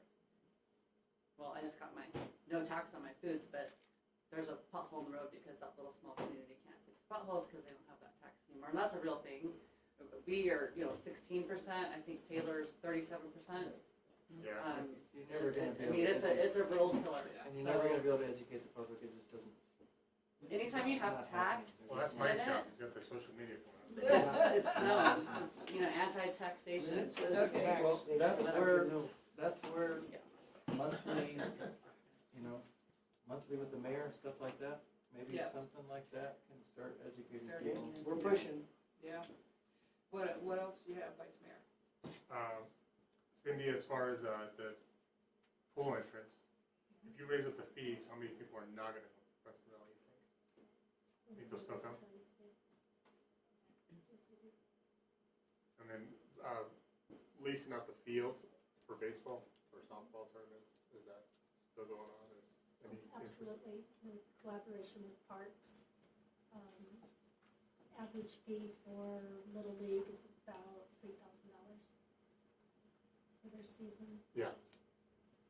Okay, so, yes, and then getting outside softball tournaments. Correct. We can send it to some of those, guys that put the sports tournaments on. Mhm. Some of those big, some of those softball tournaments are pretty big. Huge. And then, what's the cost for the pour right now? To get in? $3.50? So if we raise it up to $5, $3. we're gonna have that $3, discussion, It's $3. $3. That's right, we didn't want change.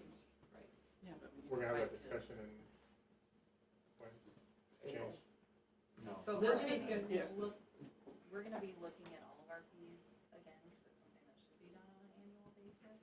So, it's something that we probably coordinate with the water and sewer rate study, but we could probably do something quicker for just the aquatics fees.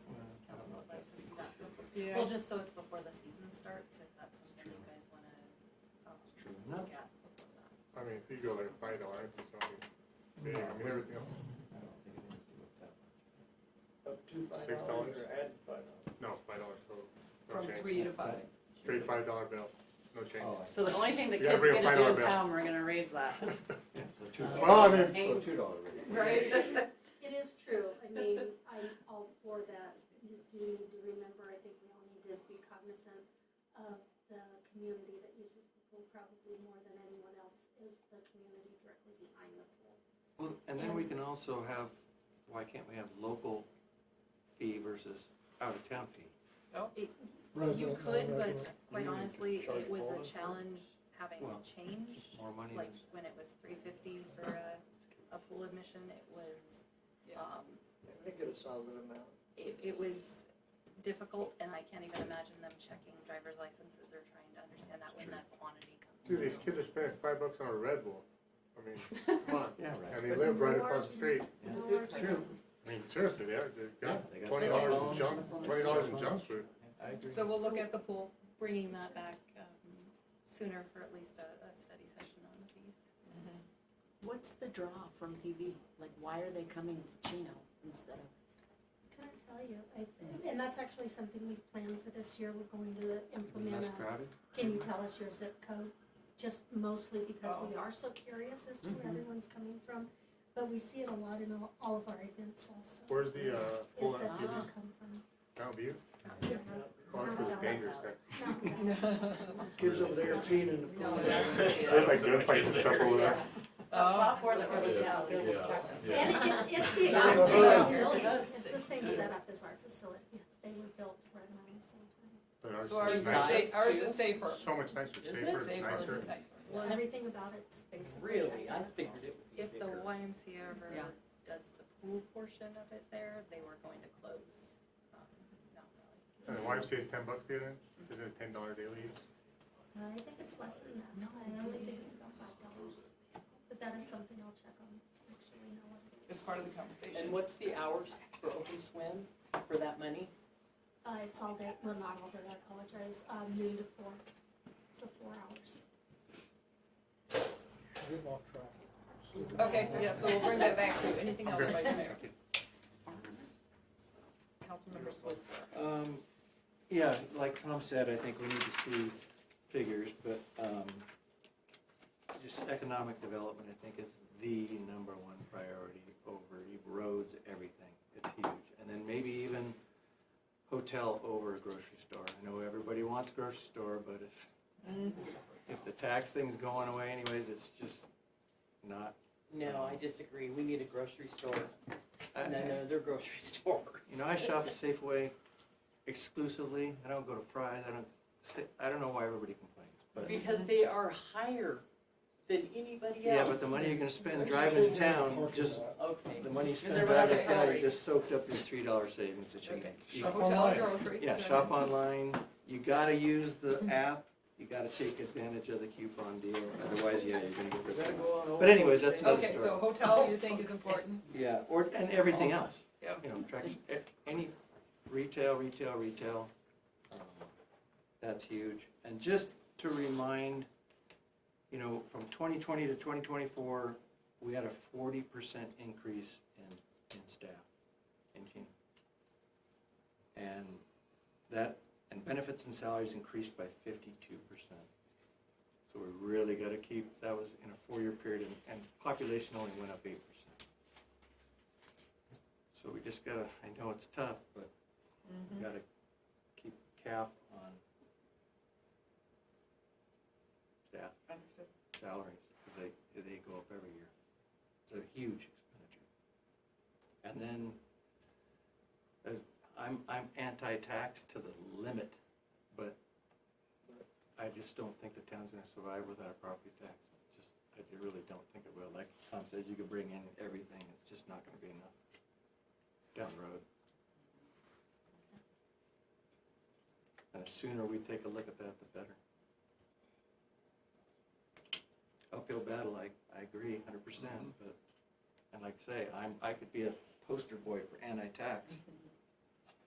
But maybe if it's not a giant, I don't know how, you know, if you have 9,000 homes, $50, that's like 450,000. That's not gonna get us out of the hole either, but it's not gonna hurt either.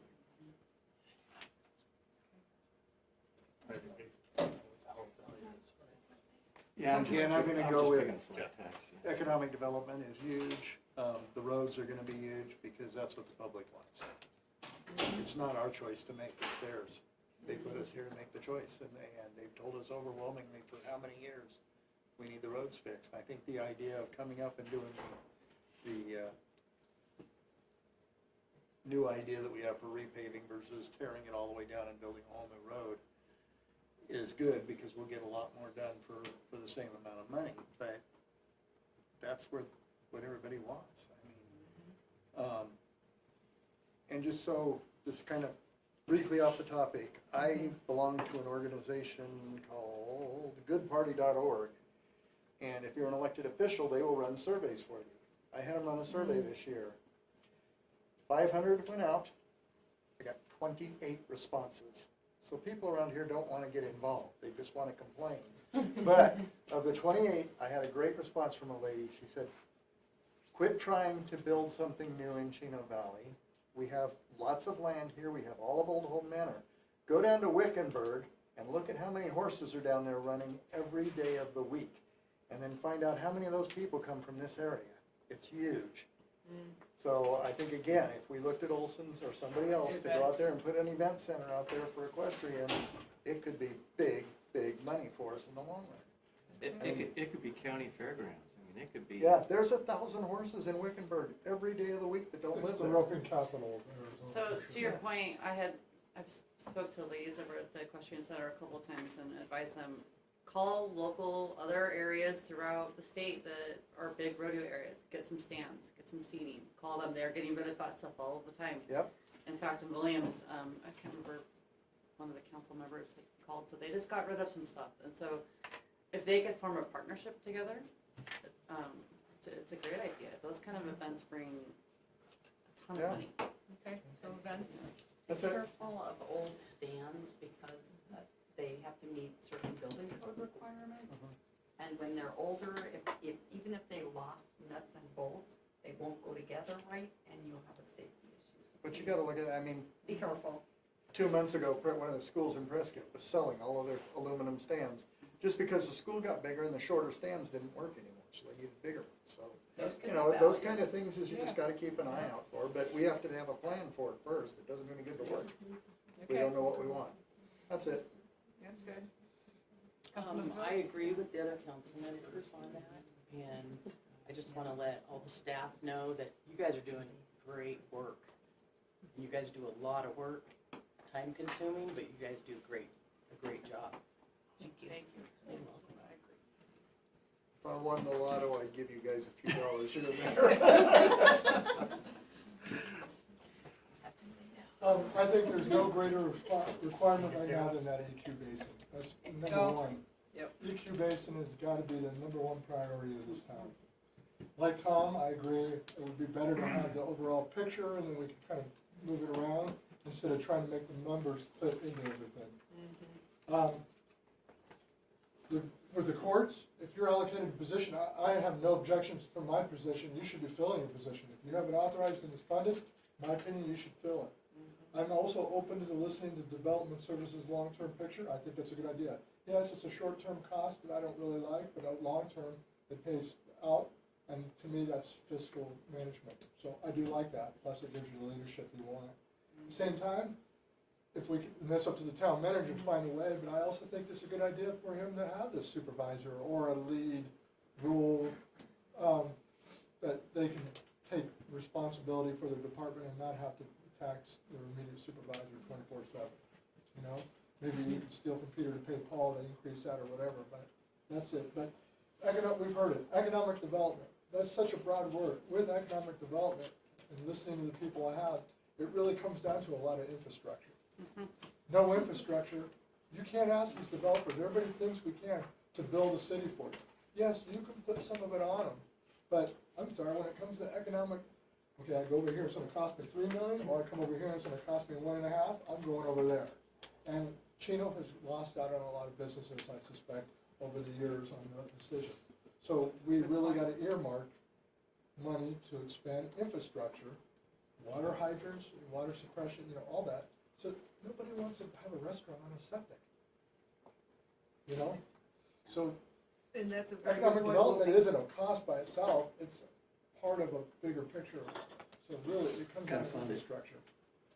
Gotta fund it, Huh? gotta fund it. Yeah, and that's where we struggle, and that's why I'm thinking we gotta, even if it's just get water out there, you know, water. And that's where that conversation we will have is, let's pick those priority, you know, cause if it's shotgun or, you know, let's pick a spot and let's go for it and let's put some money into marketing and trying to get it, like you say, instead of overwhelming, it's kind of the termite principle, right? I think we're on a head start, if I know where Maggie's gonna take us, but I'll wait until the presentation, but I think there's some spots in this town. It'll still cost us some money, but I think there's spots in this town, which you guys know better than I do, that it could turn this town around economically, but it's gonna take some sacrifice, big decisions. I'm all for it, because economic sustainability is the number one priority of this town.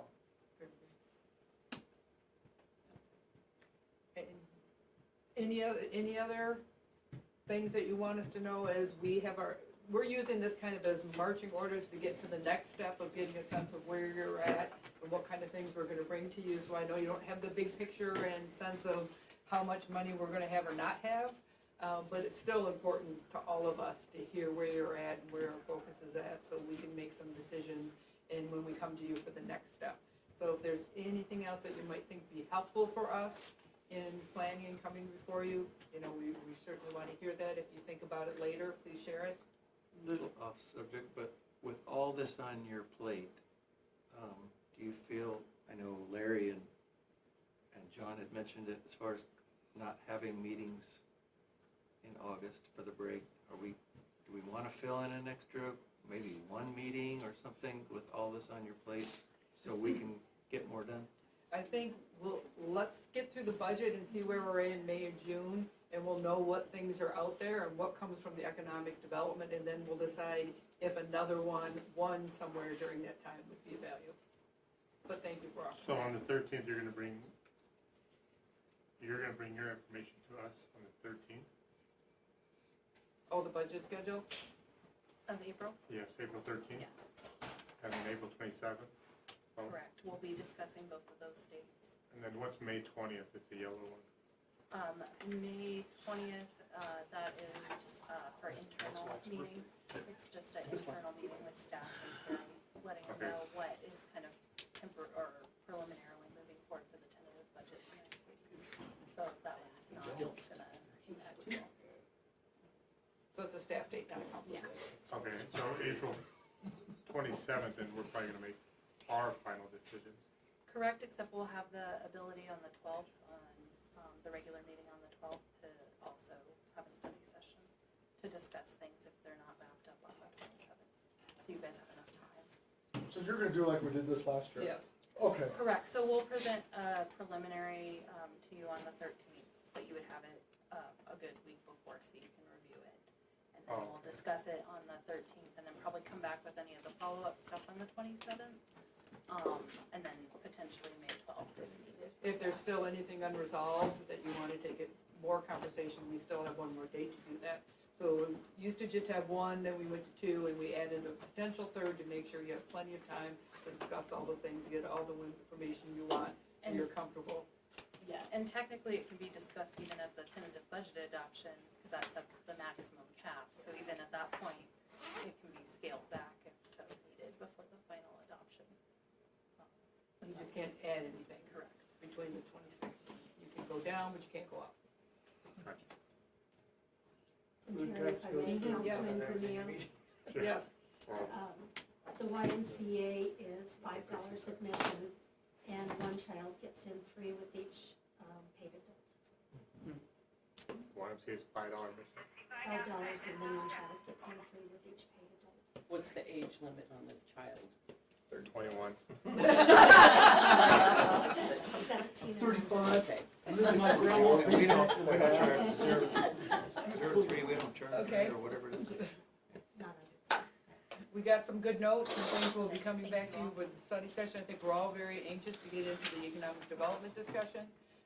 Thanks staff and Katie for all the time. A lot of time went in getting ready for today. And they've already deep dived into their budgets, preparing for the next step. So I want to thank you all for that. And I will take a moment, Terry, to appreciate your comments. And I do, the smaller you are, the more important every position is. And in this town, we have invested in good people, and we see that investment paying off every single day. And so I also want to reiterate that and thank you and your teams for all the work that you do.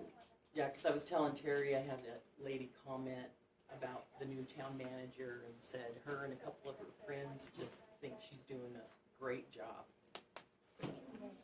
Well, I'm just a reflection of the team, so but thank you. I appreciate it. Anything else? Doing very good. Yep. We'll see everybody tomorrow night. See you tomorrow night, and thank you. We look forward to you tomorrow night.